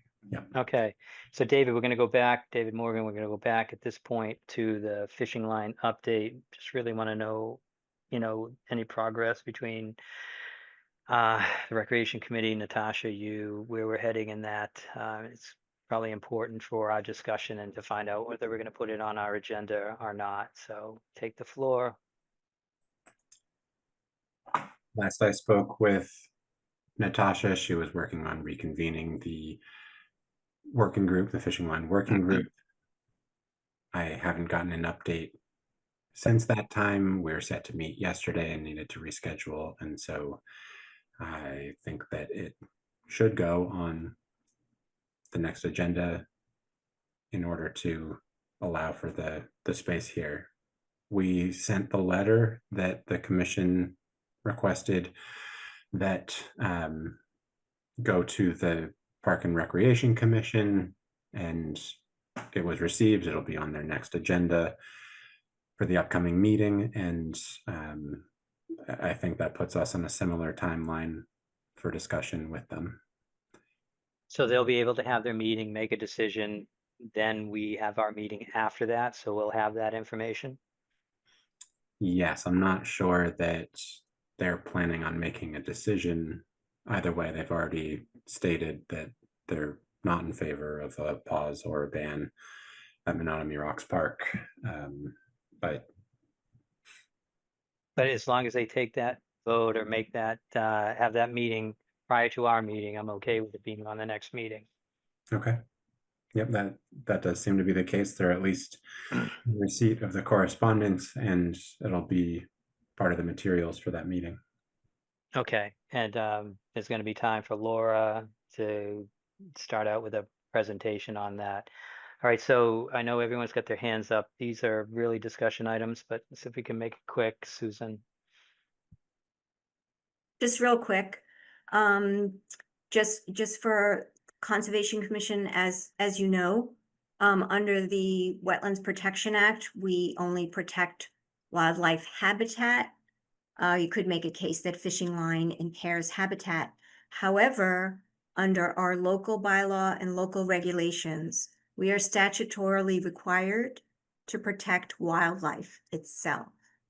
And I, for one, feel we're not doing that adequately at Hills Pond, based on the number of animals that have been maimed or killed due to fishing line. So I Okay, just want to that was say probably that as something a more state- for the Right. the next discussion, but It I is for the appreciate next that. And we discussion. actually went over our jurisdiction at the last meeting, and I missed the last meeting, and so my I'm comment sorry. was the commission is fully Sorry. aware of their jurisdiction and responsibility and regarding this situation. Thank you. David Kaplan. I was just curious, was that letter or memo circulated? And if so, I think I missed it. Could you please share that? Yeah, I can forward it to the full commission. This was from mid-May. We decided to send it, and then it was part of meeting materials between now and then, but was not uploaded for this meeting. So we can make sure that you've all got a copy. Yeah, if it's in a past meeting, I can find it, or if not, feel free to email it. Thank you.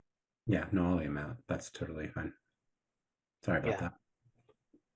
Okay, so most likely this will be on our next meeting as a timed item. David, you're up again with a vote on floodplain regulations. Yes, so I'm going to bring Jackie into this conversation. Jackie has largely led this effort to update and gain approval for the FEMA required changes to any enforceable code locally for purposes of complying with the National Flood Insurance Program and ensuring that we have the requisite protections in place for flood protections.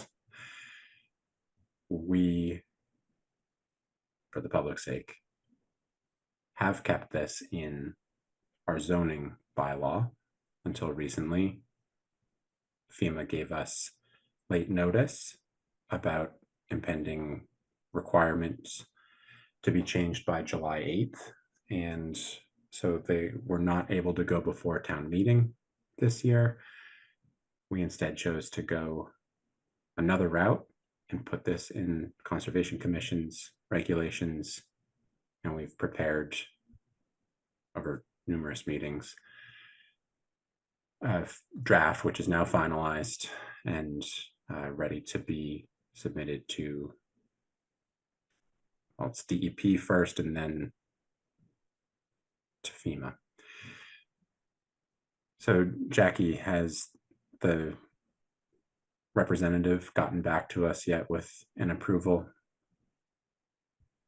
Yes. Eric did reply to me with an approval.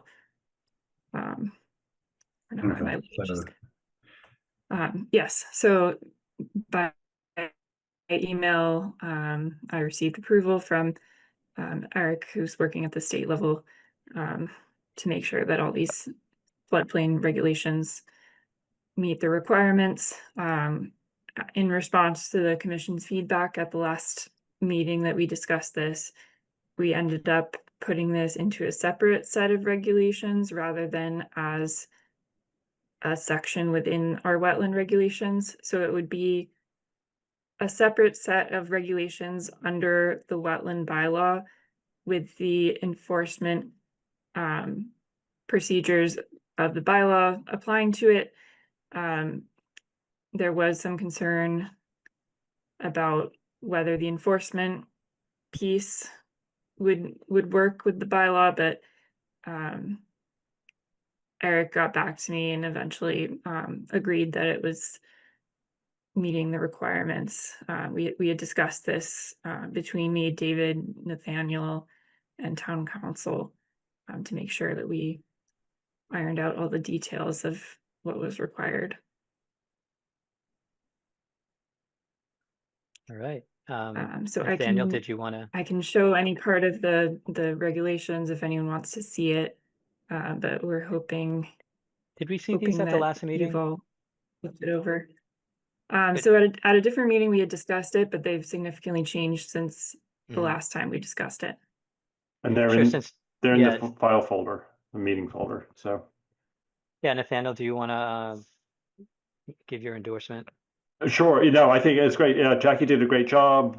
We met with town council, vetted it several times, so it's thoroughly vetted. And we are, again, this is a stopgap measure is the best way to think of it, to fill in, to help the town out, to maintain the FEMA flood insurance program, which helps subsidize people's homeowner insurance and flood insurance in those parts of the town that flood. So it's something important we do. So and it's a balancing of the FEMA requirements with what we can do. So we think we've done a good job balancing this, and it's essentially going to be treated as a separate program that the full commission won't be dealing with that much. It's something that I think David Morgan will be dealing with more after the fact, and we made it clear that this doesn't supplant our wetland regulations. So. Yeah, I support it and would make a motion to approve it without any modifications. But I also see Mike. Yeah, I see Mike's hand, so I'll hold that motion. Sure, Mike, you're on. Thank you. I just wondered if it's appropriate to ask a couple of questions. Absolutely. The text, I noticed, for instance, on page 2, section 4, letter B, it should be environmental protection instead of environment. I also noticed that there was one other thing. On section 7, it talks about agricultural facilities. Is that a known term, or does that need further definition? Under section 7A, talks about placement of agricultural facilities. I don't know if that's a known term or not. The other question I had was on section 8A. In terms of changes, the section 7 talks about adjacent communities being included in the notification, but that's not there in section 8A, and I wondered why that might have been. And in section 8B, there B and C, there are references to state laws. I'm wondering if we need to have a citation in there. Those were my comments. Okay, that seemed. I guess other than the typo, I think some of the things that you're pointing out, Mike, are part of the FEMA program that we don't traditionally administer. So I think in the context, it makes sense. I think also in Arlington, as far as I'm aware, we probably don't need to worry about agricultural activities, right? But perhaps But I think that there is, yeah, I mean, we could look to the Wetlands Protection Act regulations for agricultural activities if we had to, if David got into this. Right, no, I But just I think, yeah, want to clarify that. yeah. Is particularly into Section 8 issue about notifying adjacent communities upstream and downstream. Again, I think that's a FEMA requirement, because again, this is based off of a model bylaw. Right, no, that was my question. It's in Section 7, but it's not in Section 8 about. Oh, I see. Oh, I'm sorry. I missed that. Okay. I would actually, Jackie might be able to answer that. I would assume that Eric would have picked that up, the guy at the state, if he had found that to be a problem. And for Yeah, most of this text was from the model bylaw, which yeah. they recommend for, like they fully endorse the model bylaw text. Yeah, okay, I mean, I know Eric well, but I just wanted to clarify those points. Yeah. Well, could we clarify them easily, or Jackie could, and, you know, and then just go on? As far as I'm concerned. Does this need to be a vote for tonight? Are we under a deadline?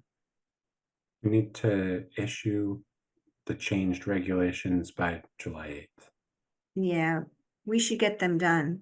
I'm fine with doing what we do for the minutes, which is say, you know, we had comments, we're going to address them. Do we put it to a vote? Yeah, I don't have. They're minor. I don't think they're substantive. Do you, Mike? No, I agree, Susan, and I think that I just wanted to point them out. I didn't mean to put a halt to the process. No, I appreciate it, Mike. Fine tooth comb is what's needed when it comes to this kind of text. So much appreciated. And I think very likely the model bylaw had some references in it, probably alluding to, or referencing rather,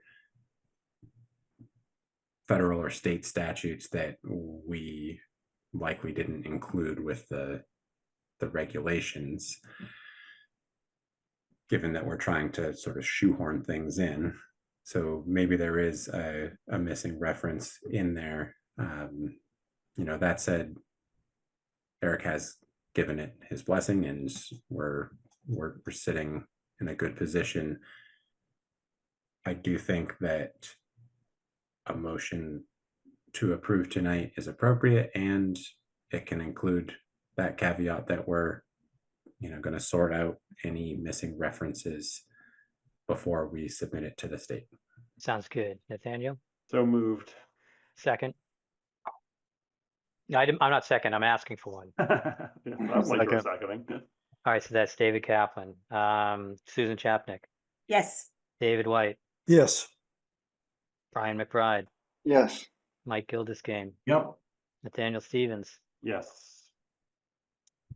And Chuck Yes. Troni says yes. Yeah, sorry. Chuck Troni says yes. Okay, I think you got everyone, Brian. Okay, moving on. Where are we at? Moving on, we're going to CPA committee liaison. Yeah, no news, Chuck. Great, moving on. We're going to Sims Commission, Sims Conservation Restriction. Not much of an update. I was hoping to give you guys an update on the progress of the forest management plan. Although I guess the good news is that they confirmed that they signed a contract with what's his name? David Cathcart, who was the guy who prepared the first plan to, you know, a multi-year contract. So that's a good sign in and of itself. We were seeking a timetable as to when they might have the next thing for us to look at. As far as the abutters, we're again slowly but surely trying to get some of these encroachments resolved. We received a draft letter 2 minutes before the hearing to send to the one who's been the most difficult, the chronic offender. And so we're doing that. And we're meeting in about 3 more weeks. That's the update from Sims. Great. David Morgan, do you need any more time with the Recreation Department update since you had a fishing line update? Nothing pertinent to the commission, no. Okay, Mount Gilboa Conservation Area Feasibility Study Review. This is rather in depth. I would suggest that in the interest of time, we move this to the next meeting. I would All agree. agree? Yeah, Yeah. I'd requested to be discussed at some point. So, I mean, no hard bid. I think if we deal with it this summer, I think that would be helpful. David White might disagree. I think the public should know about that discussion, especially the so neighbors down Kaboa. That's true. We could do additional outreach and ensure that. So our next meeting might be pretty tough, but the meeting after that, does it work? But people should know about it. People should know about it. Yeah, July. Yeah. July, something in July. Okay. Just a question, Chuck. Do we have to make a decision on Mount Kilboa? Are we deciding which option to choose from, or Just discussing?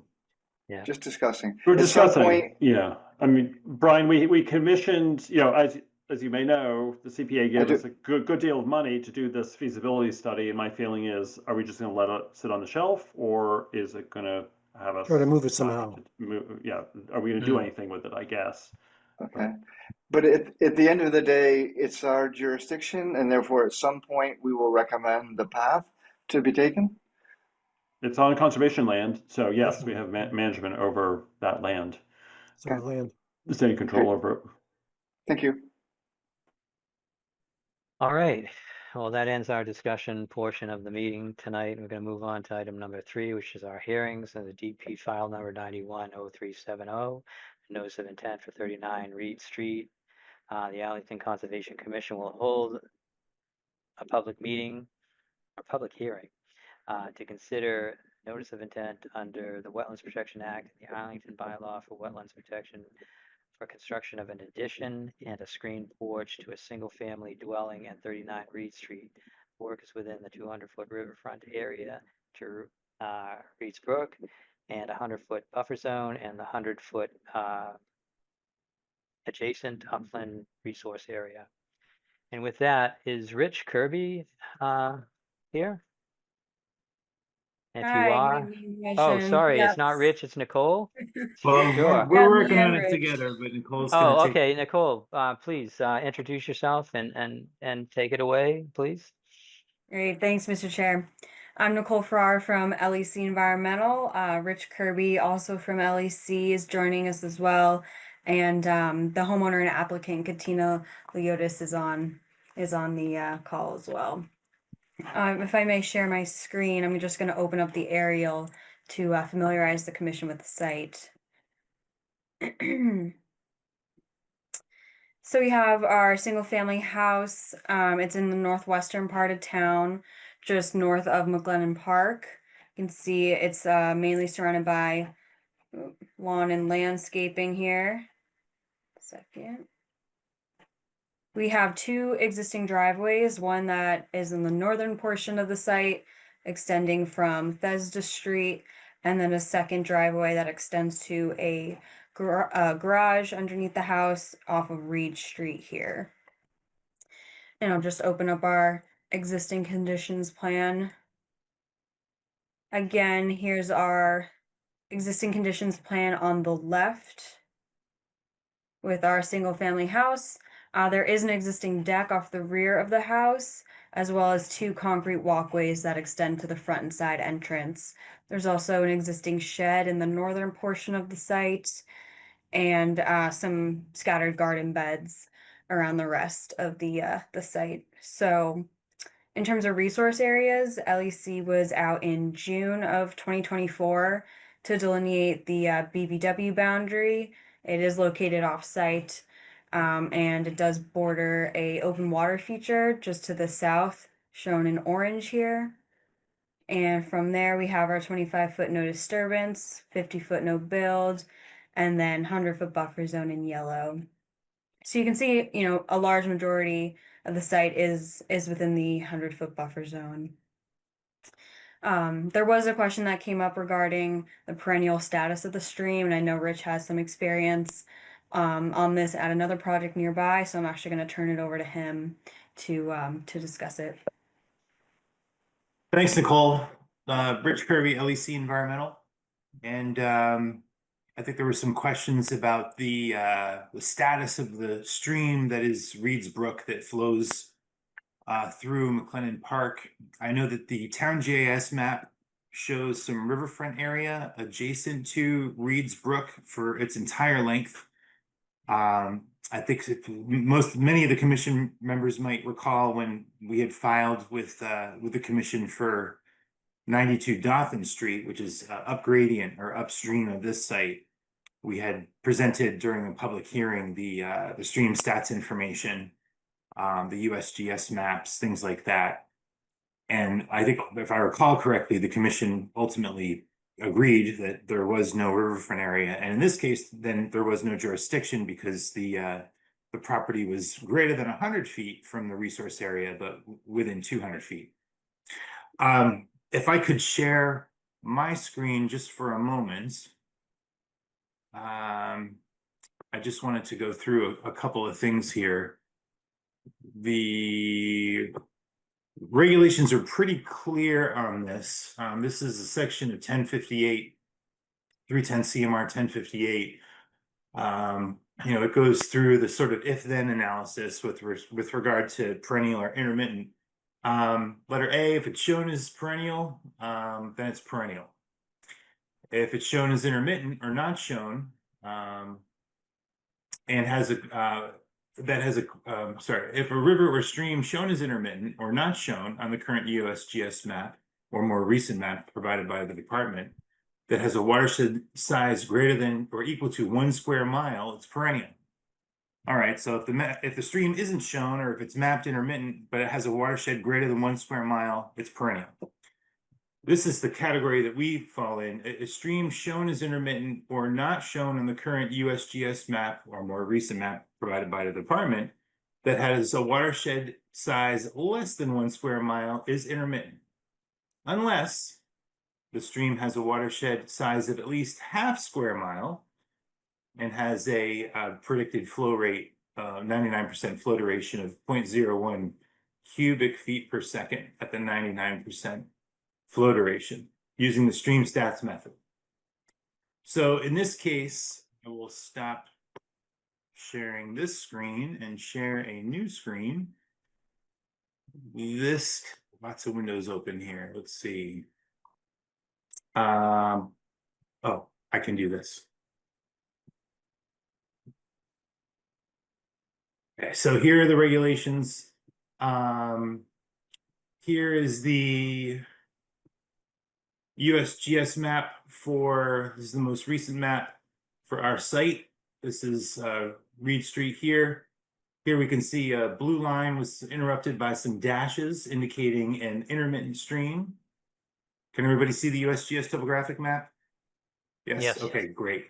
For context, I pulled up another USGS map for a site in Lexington, where here you have the solid blue line, which represents a perennial stream, and then the interrupted dashed line, which represents an intermittent stream. So that's what the perennial stream looks like. And on our site, in fact, most of the upgradient sections of Reed's Brook aren't even shown. It isn't until you get downstream toward the convergence of this intermittent stream, and then it eventually flows beneath Summer Street, beneath Lowell Street, and into the Arlington Reservoir. So we're in the sort of zone, if you will, the regulatory zone that says, okay, it's not shown or it's shown as intermittent, therefore it must be intermittent unless we have a watershed size greater than a half square mile with a 99% flow duration of greater than 0.01 cubic feet per second using the stream stats method. So here we will use the stream stats method. I will share my screen here. Here we have stream stats. So this is a USGS web-based program that, amongst other things, calculates watershed area sizes and flow durations and things like that.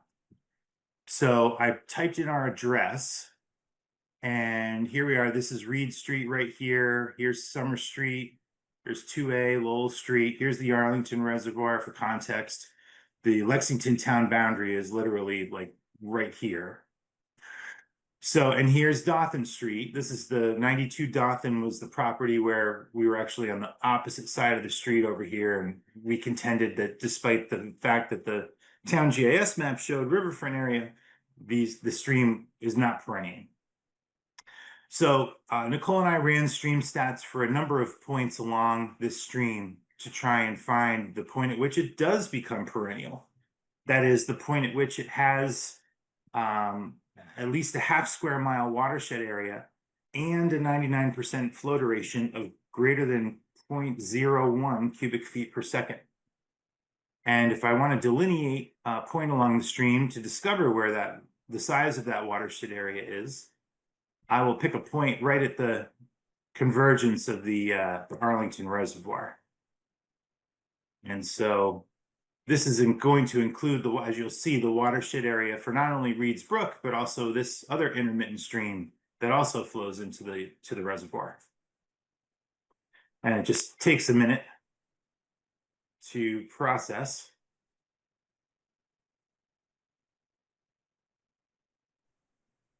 But Rich, aren't you supposed to run it at the address? Well, you can. And if I ran it at the address, I would come up with a watershed area that's actually much smaller than what I'm showing you.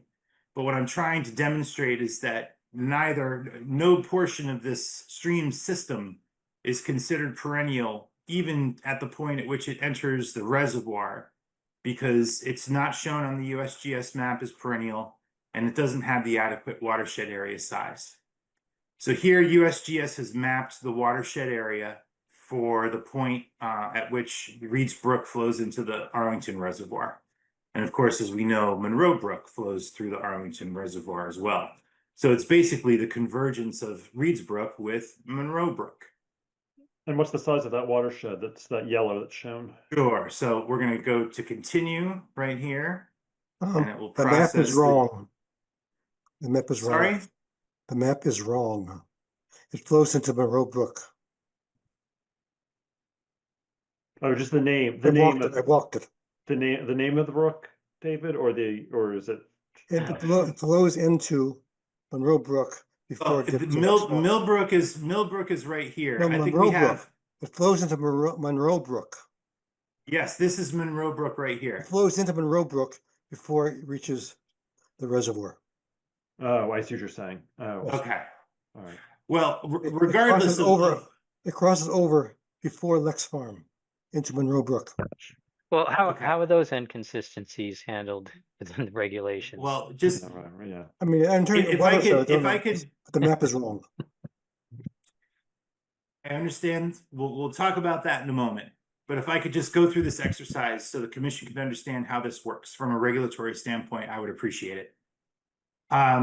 Over here, we're going to type our flow duration statistics because that is the data set that is referenced in the Wetlands Protection Act regulations. And it will generate a report.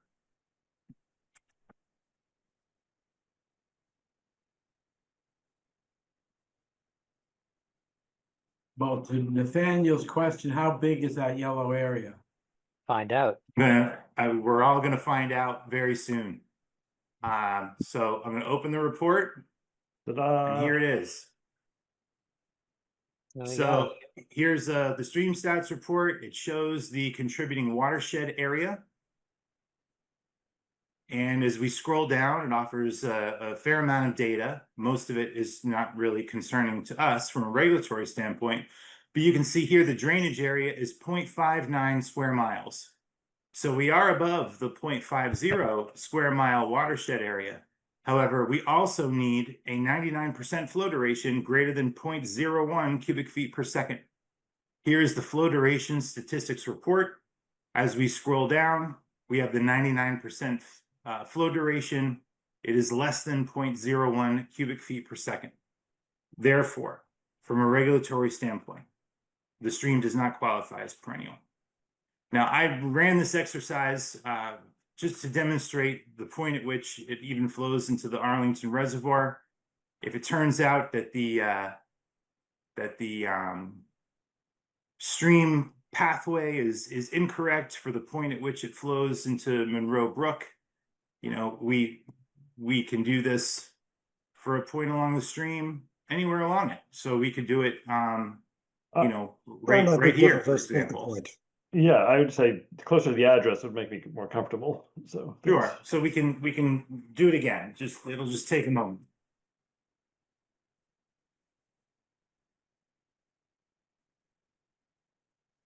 So this is where I've done it is pretty close to the address, probably very close to the Lexington town boundary. So it certainly would cover any portion of Reed's Brook that's contained within Arlington. Right. So there's the basin. You can see it does not include the watershed area that captures this stream. It's simply this one here. So we'll go down to continue.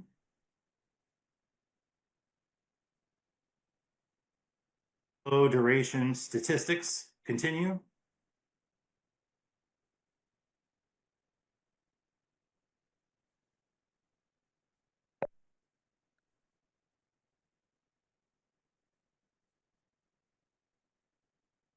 So here's the drainage area, 0.37 square miles, but I like to open the report, just more official.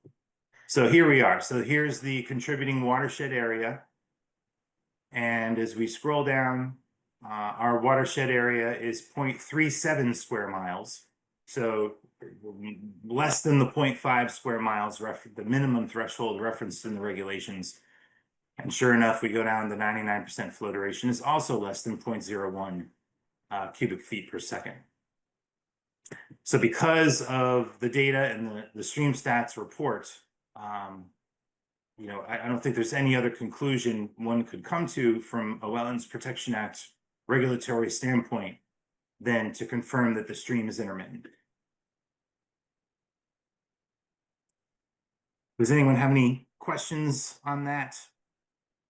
Or did you want me to dig into the regulations more? We didn't see anything in the bylaw regulations or the bylaw that sort of superseded or conflicted with the act regulations on this matter. So we're presuming that we tried not to go there. It gets quite complicated, but yeah, complicated enough on the act, so we didn't want to go there on the riverfront area. Can we get David Morgan's question just for a second? Yeah, Rich, what study area did you choose when you were doing stream stats? Say it again. What's the study area that you chose? So when you run stream stats, you type in the address and it zooms into the area. The site address is the red dot. Mm-hmm. So here's Dothan and Thesda, here's Summer for orientation, and all of these streams are flowing down gradient to the west. So we picked a point for the purposes of this exercise right here. We picked a point downstream by, you know, greater than 200 feet. So we typically want to go more than 200 feet from the site because we want to prove that even the stream 200 feet away is intermittent, because if the stream became perennial 10 feet down gradient of the site, you could have riverfront area on your property. So we want to pick a point that's, you know, 200 feet at least downstream. So that's the point which we chose. So when I start the stream stats app, it allows me to choose 3 study areas: Massachusetts, all right. Mystic River, and Connecticut River Basin. And mind if I just share screen? Yeah, no, not at all. Let me maybe you stop can help share. clarify this. Yeah, I kind of started into the stream stats program a little bit without starting from the very beginning. But so if I start from the very beginning and choose the Mystic River Basin, this being no, that's not how I do it. I'll type in an address. So if you how do you get to the maybe clear basin and identify a study area? Yeah. So it actually, let's just start all the way over here. Yeah, so if you go into find a place and type in the address, 39 Reed Street, Arlington. and double click that address there and type Massachusetts, because that's the I typically will type Massachusetts because that's the state that we're in. So that's my question, is that the choice here, you know, I'll admit I am not familiar enough with stream stats to make an informed choice about this, but knowing that we're in the Mystic River watershed, I chose Mystic River Basin. And I can show you, I mean, it'll come up with the same All right. information. Just hit delineate right at the point where we're sort of questioning whether or not it meets the standards.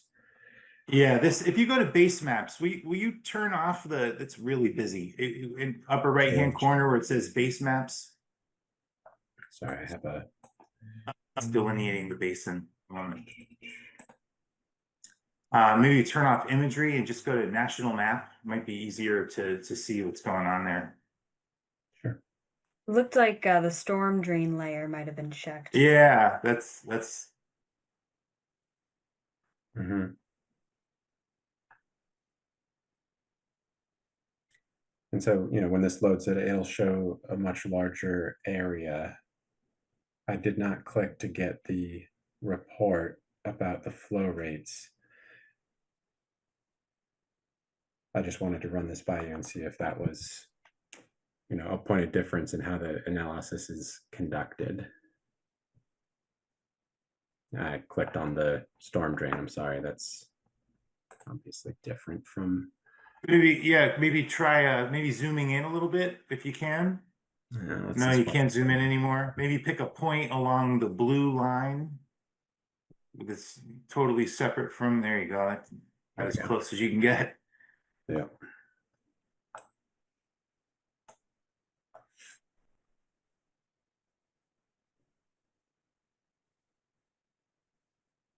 Do a whole lot of work in the western part of the state, so I've really never had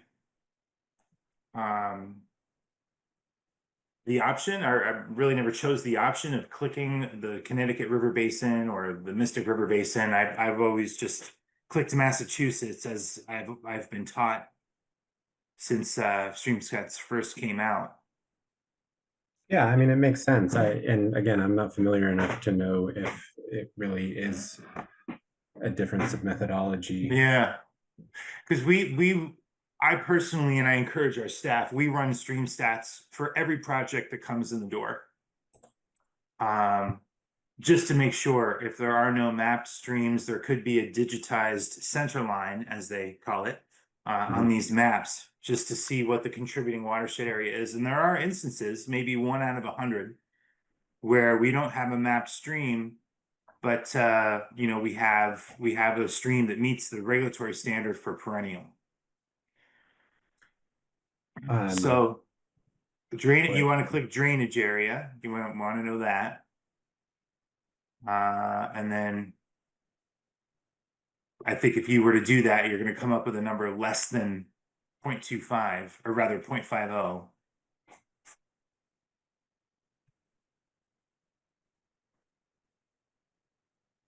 Isn't that about the same yellow shape that Rich got?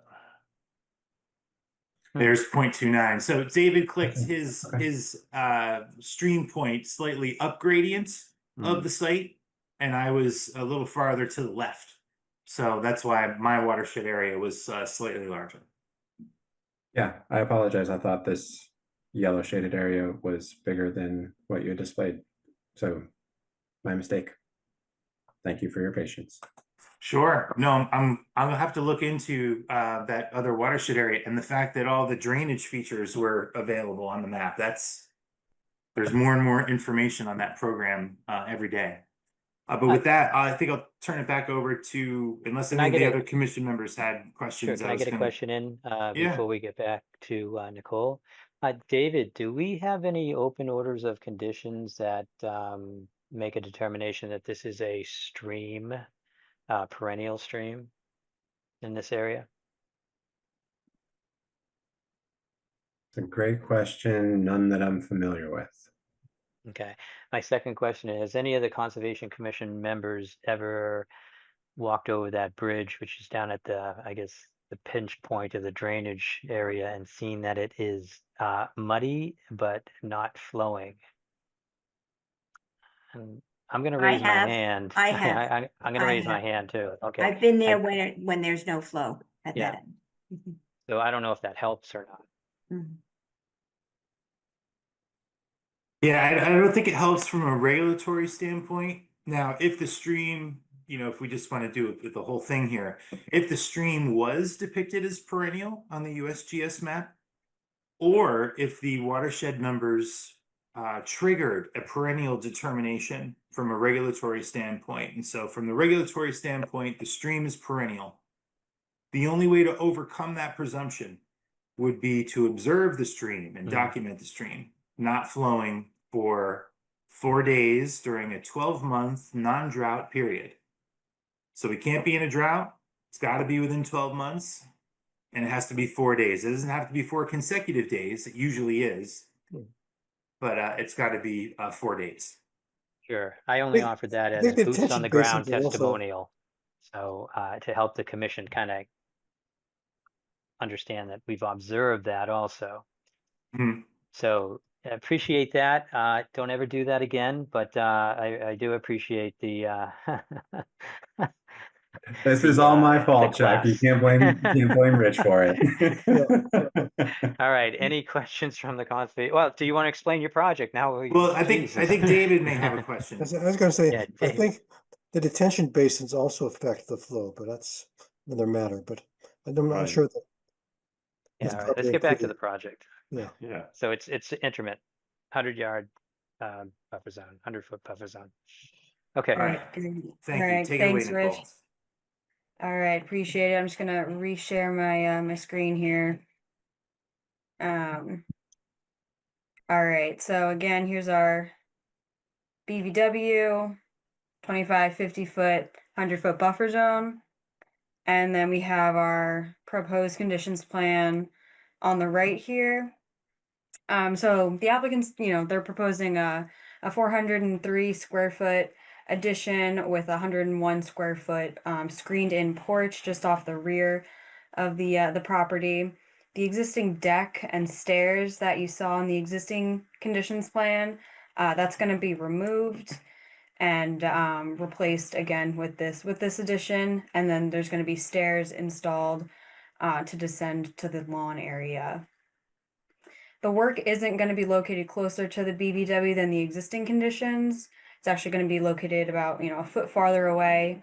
So we show here the proposed is 48.1 feet away from the BVW, and the existing was 47 feet away. So while this corner of the screened-in porch, I'll zoom in a little bit. So while this corner, is partially located in the 50, the project as a whole will be located farther away from the BVW. Also, while the addition's around 504 square feet total with the porch included, the impervious area on the site only increases by 216 square feet. And this is actually achieved by converting portions of the Thesda Street driveway and these 2 walkways with permeable materials. And I'll discuss that again in just a moment. But in terms of mitigation measures, we have our erosion controls in green. Those are going to be the 12-inch compost filter tubes along the limit of work. And we do have a detail on the plan showing that. In terms of stormwater management, again, we are going to remove, 161 square feet of the driveway, as well as 127 square feet of the combined walkways here. And we're going to convert them to permeable pavers, and then the driveway will be porous asphalt. And that'll allow for the water to essentially infiltrate into the ground. So because of this, the project, again, only results in around 216 square feet of impervious surface, which is under the town's threshold for stormwater management. However, In order to mitigate for the project as a whole, we are going to propose a 14-foot long infiltration trench just along the shed here. It'll be about a foot wide and a foot deep, and it'll have 3/4 to 1/2 inch stone. And again, this trench will capture the roof runoff from the existing shed, which is going to result in an improvement over existing conditions because currently there's no stormwater management for any portions of the site. And then lastly, we have this swale that's being proposed along the sides and southern portions of the property. And it's really to control the flow of water away from the house and any adjacent properties. And so the swale is going to be designed so that the land is graded to redirect the flow south and then towards Reed Street. And with that, I'm going to open up our mitigation planting plan. We did submit a slightly revised plan a few days ago, but essentially in order to further mitigate for the project, we're going to install, or the applicant's going to install a native plantings within the buffer zone, as well as transplant some existing plantings over to create a wildlife pollinator meadow. So we spec'd a minimum of 25 species from this list over here, and I'll zoom in just a little bit more so you guys can see it. The existing lawn's going to be removed and then restored with these species again to create a wild native pollinator meadow. There's 2 hollies that are located within the footprint of the addition, and those are going to be relocated to the meadow as well. Lastly, we just wanted to discuss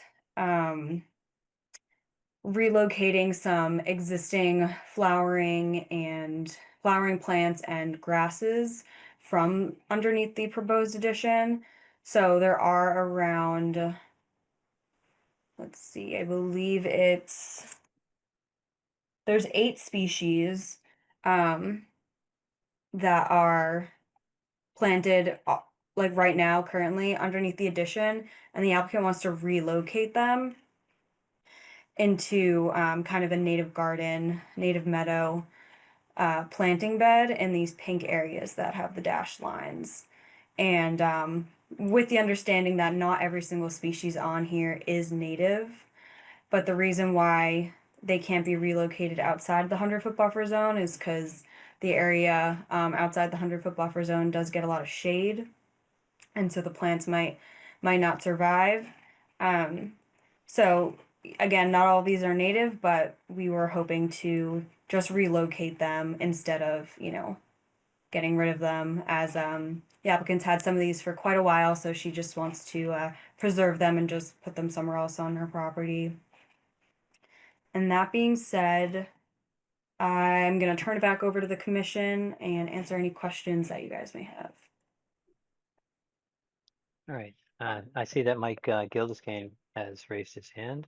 Yes, I just wanted to clarify that the screened-in porch is going to be on tubes, or what's going to be underneath that porch? Yeah, so I know the addition's a full foundation, and the porch, I'm actually not sure off the top of my head. I'm not sure if Katina, Into you're that. on. I'll look into that.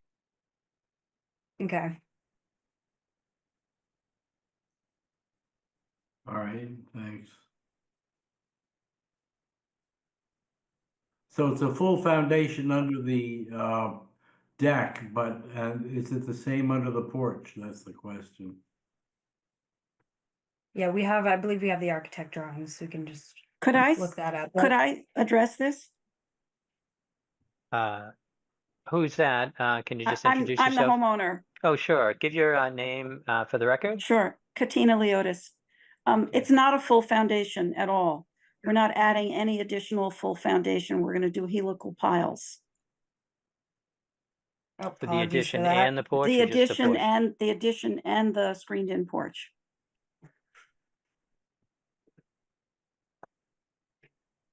Thanks for that clarification, Katina. Sure.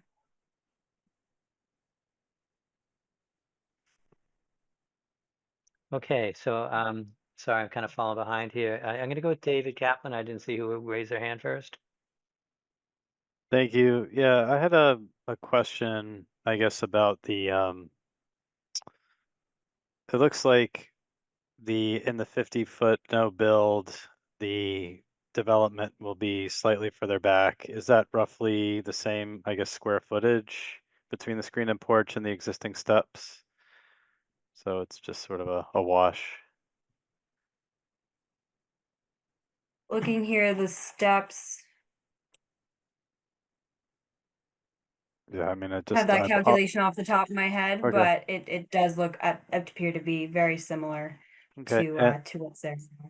and also the relocated flower bed, the existing perennial flower gardens, are those going to be in structures, or are those going to be flush to the ground?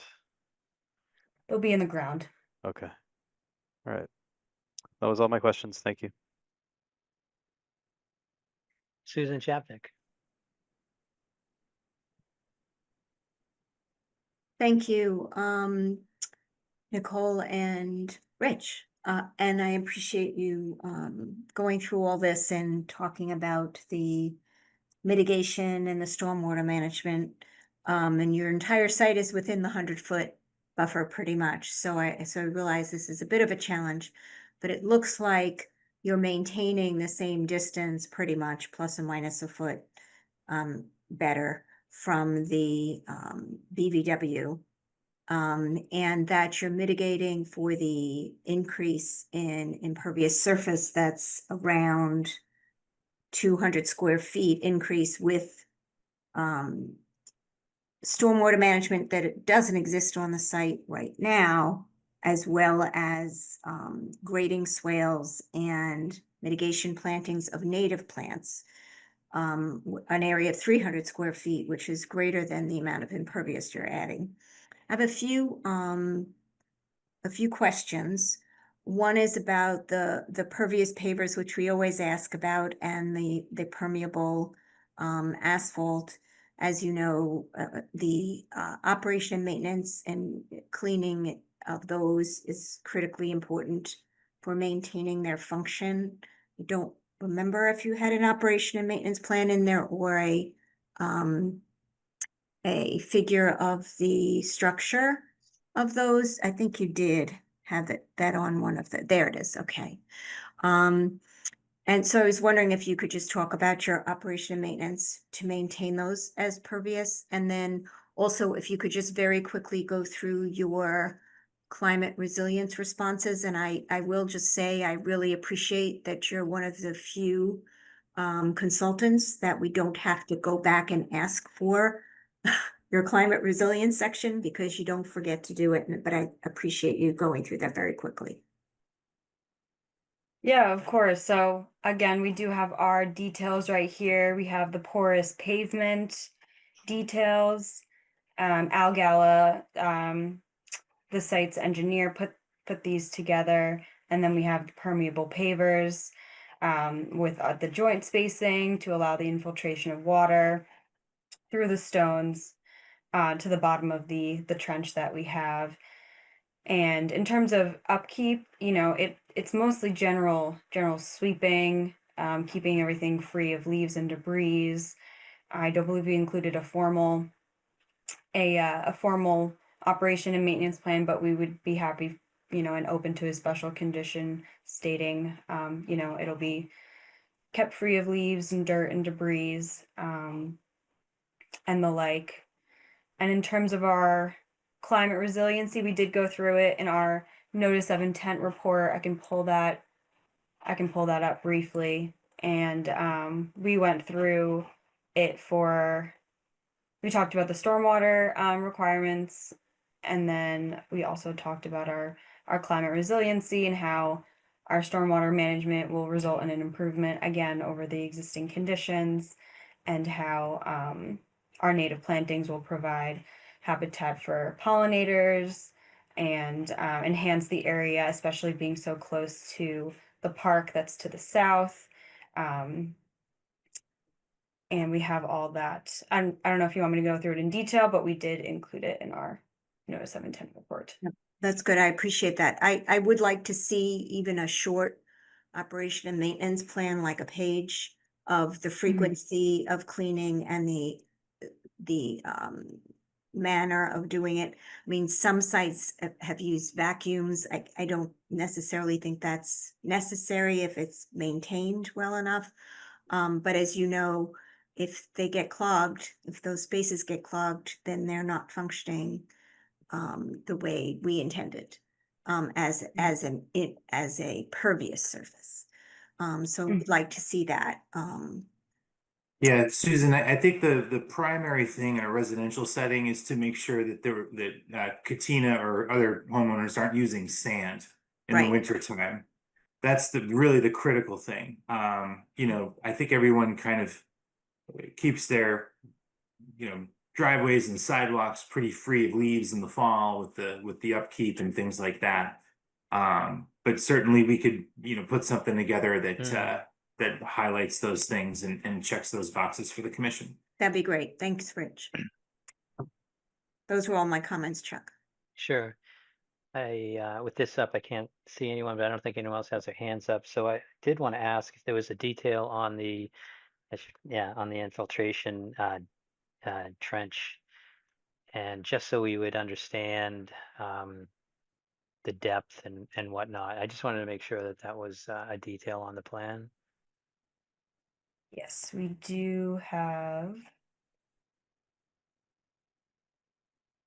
Here's our detail. So it'll be 1 foot wide and about 1 foot deep.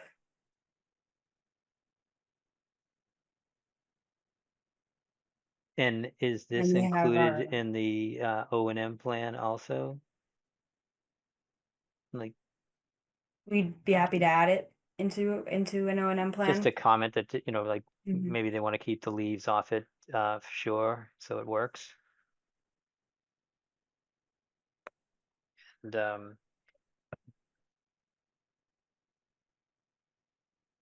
the only other comment I had is on the O&M plan for the paver and the driveway. I just think it's important that the plan says that the applicant, you know, monitors for any grass growing or any moss, and they don't want that to happen. And it would be advisable to keep it clean.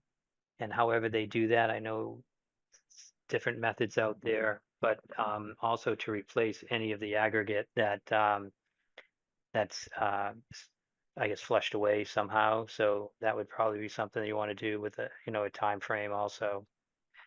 But that was my comments. And I did notice one more thing comes to mind that I was just wondering where the construction entrance is for this project, and if you need to protect that in any way and have a condition for street sweeping. Yes, we have a construction entrance detail on the plan. We didn't show a construction entrance on the plan. I would assume that it would have to be the Reed Street if this is going to be converted to permeable pavers, but we Is didn't compaction specifically something you're allude it. concerned about if they drive over top of that, you know, the swale that you're gonna put in that area? It shouldn't be an issue. I mean, the water would still be able to infiltrate it, and again, it is on Yeah, pile, actually, so it helical won't piers be, are gonna, it's so they pretty, won't be digging probably a and track yeah. machine coming in, so that should be pretty good. All right, I don't have any other questions. Any other questions from the Conservation Commission? Seeing none, can you take this down again? I just wanna, I'm gonna ask if anyone's Right. here tonight as an abutter that would like to make a comment on this project. If you could look at the reaction buttons and use the raise hand function, or just turn your video on and let us know your name for the record before you speak. And I see none. Turning back to the Conservation Commission, any further comments or motions? Motion to close the public hearing. A motion to close from David. Second. Oh, Mike Gildersgame. Great. Motion to close from David Kaplan and Mike Gildersgame. So Nathaniel Stevens, Yes. Susan Chapnick, Yes. David White, Yes. Brian McBride, Yes. Mike Gildersgame, Yes. David Kaplan, Yes. and Chuck Troney says yes. Let's talk about conditions. Does this project need any special conditions beyond our boilerplate conditions? I would like to see, that they submit an O&M plan for the permeable pavers, for the permeable driveway asphalt, and the stormwater, trench, Yeah. infiltration trench, to the conservation agent for approval prior to work. Other than that, I'm fine with all our standard conditions, which include no herbicides, no use of, conditions on use of snow, de-icing, no sand on those permeable, those kinds of conditions. I think standard conditions, for the mitigation plantings, 3-year annual, reporting, and I don't think they were planting trees. Were they just planting shrubs? That I don't remember. Just shrubs? Yeah. No Yes, trees? just shrubs. Okay. So it's our standard condition to have 80% survival rate of shrubs after the 3-year season. So after 1 year, if some die, you have to replace them. After 2 years, if some die, you have to replace them. And after 3 years, in order to get a certificate of compliance, 80% of them would have had to survive. I see David Morgan has his hand. So do I. David Morgan? Chuck, you raised an interesting point that I want to suggest we revisit in a future regulations update about soil compaction. And I'm interested in what the commission thinks about evaluation measures for that kind of impact. So I would have just said if there was a lot of machinery going over there, they need to protect it somehow with some matting or something like that, or use a different approach to get into the back. Sometimes they just say track or wheel, and then the commission decides if that would cause a lot of compaction.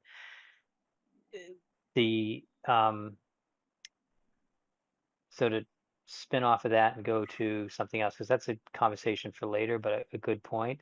I was wondering, for Rich or Nicole, how long you need for the O&M plan, because I would say that maybe we can get that quickly, and David could hold off issuing prior to receiving that and his review of it, instead of, I think Susan said something further before building commenced. I think we could get you the O&M plan within the 21 days, the time frame that that David has. That's great. Any other comments? Any other motions? I'll make a motion to approve under the bylaw and the act with the conditions as discussed. Second, please. I'll second. David White. Mike Gildersgame. Yes. Susan Chapnick. Yes, sorry, I was muted. David Kaplan. Yes. Brian McBride. Yes. Nathaniel Stevens. Yes. And did I say David White? I'm not sure. Yes. Chuck Troney says yes. All right, so you're good. Got it done in one meeting. So I wish you good luck. And I guess you'll see David. Yeah, you'll see David or you see Jackie on site inspection. So thank you for coming tonight, and we'll see you later, Nicole, and we'll see you later, LEC. And that would be skipping. It's just way too late at this point for Chuck. Yeah, Rich, sorry. That's all right. I forget my own Thank name you. after a while. Yeah. Yeah, Rich and Nicole. And thank you to Katina for being a good steward of the environment. We appreciate it. You're in a very sensitive area, and we appreciate you being careful about it. Okay. Thanks, everyone. Have a good night. everyone. Have a Thank good night. you. Yep. Good night. All right, so that was our last agenda item, unless someone's here to, oh, we already went through public open forum. Motion to adjourn. We got a motion to adjourn. We get a second. Okay, just raise We're your done. hand. And Yeah. thanks. All right. Good Thank night. you, Good night. everybody. See you on the Thank next you. one. Good night. Good luck, Good night. Susan and Take Brian care. on the turf.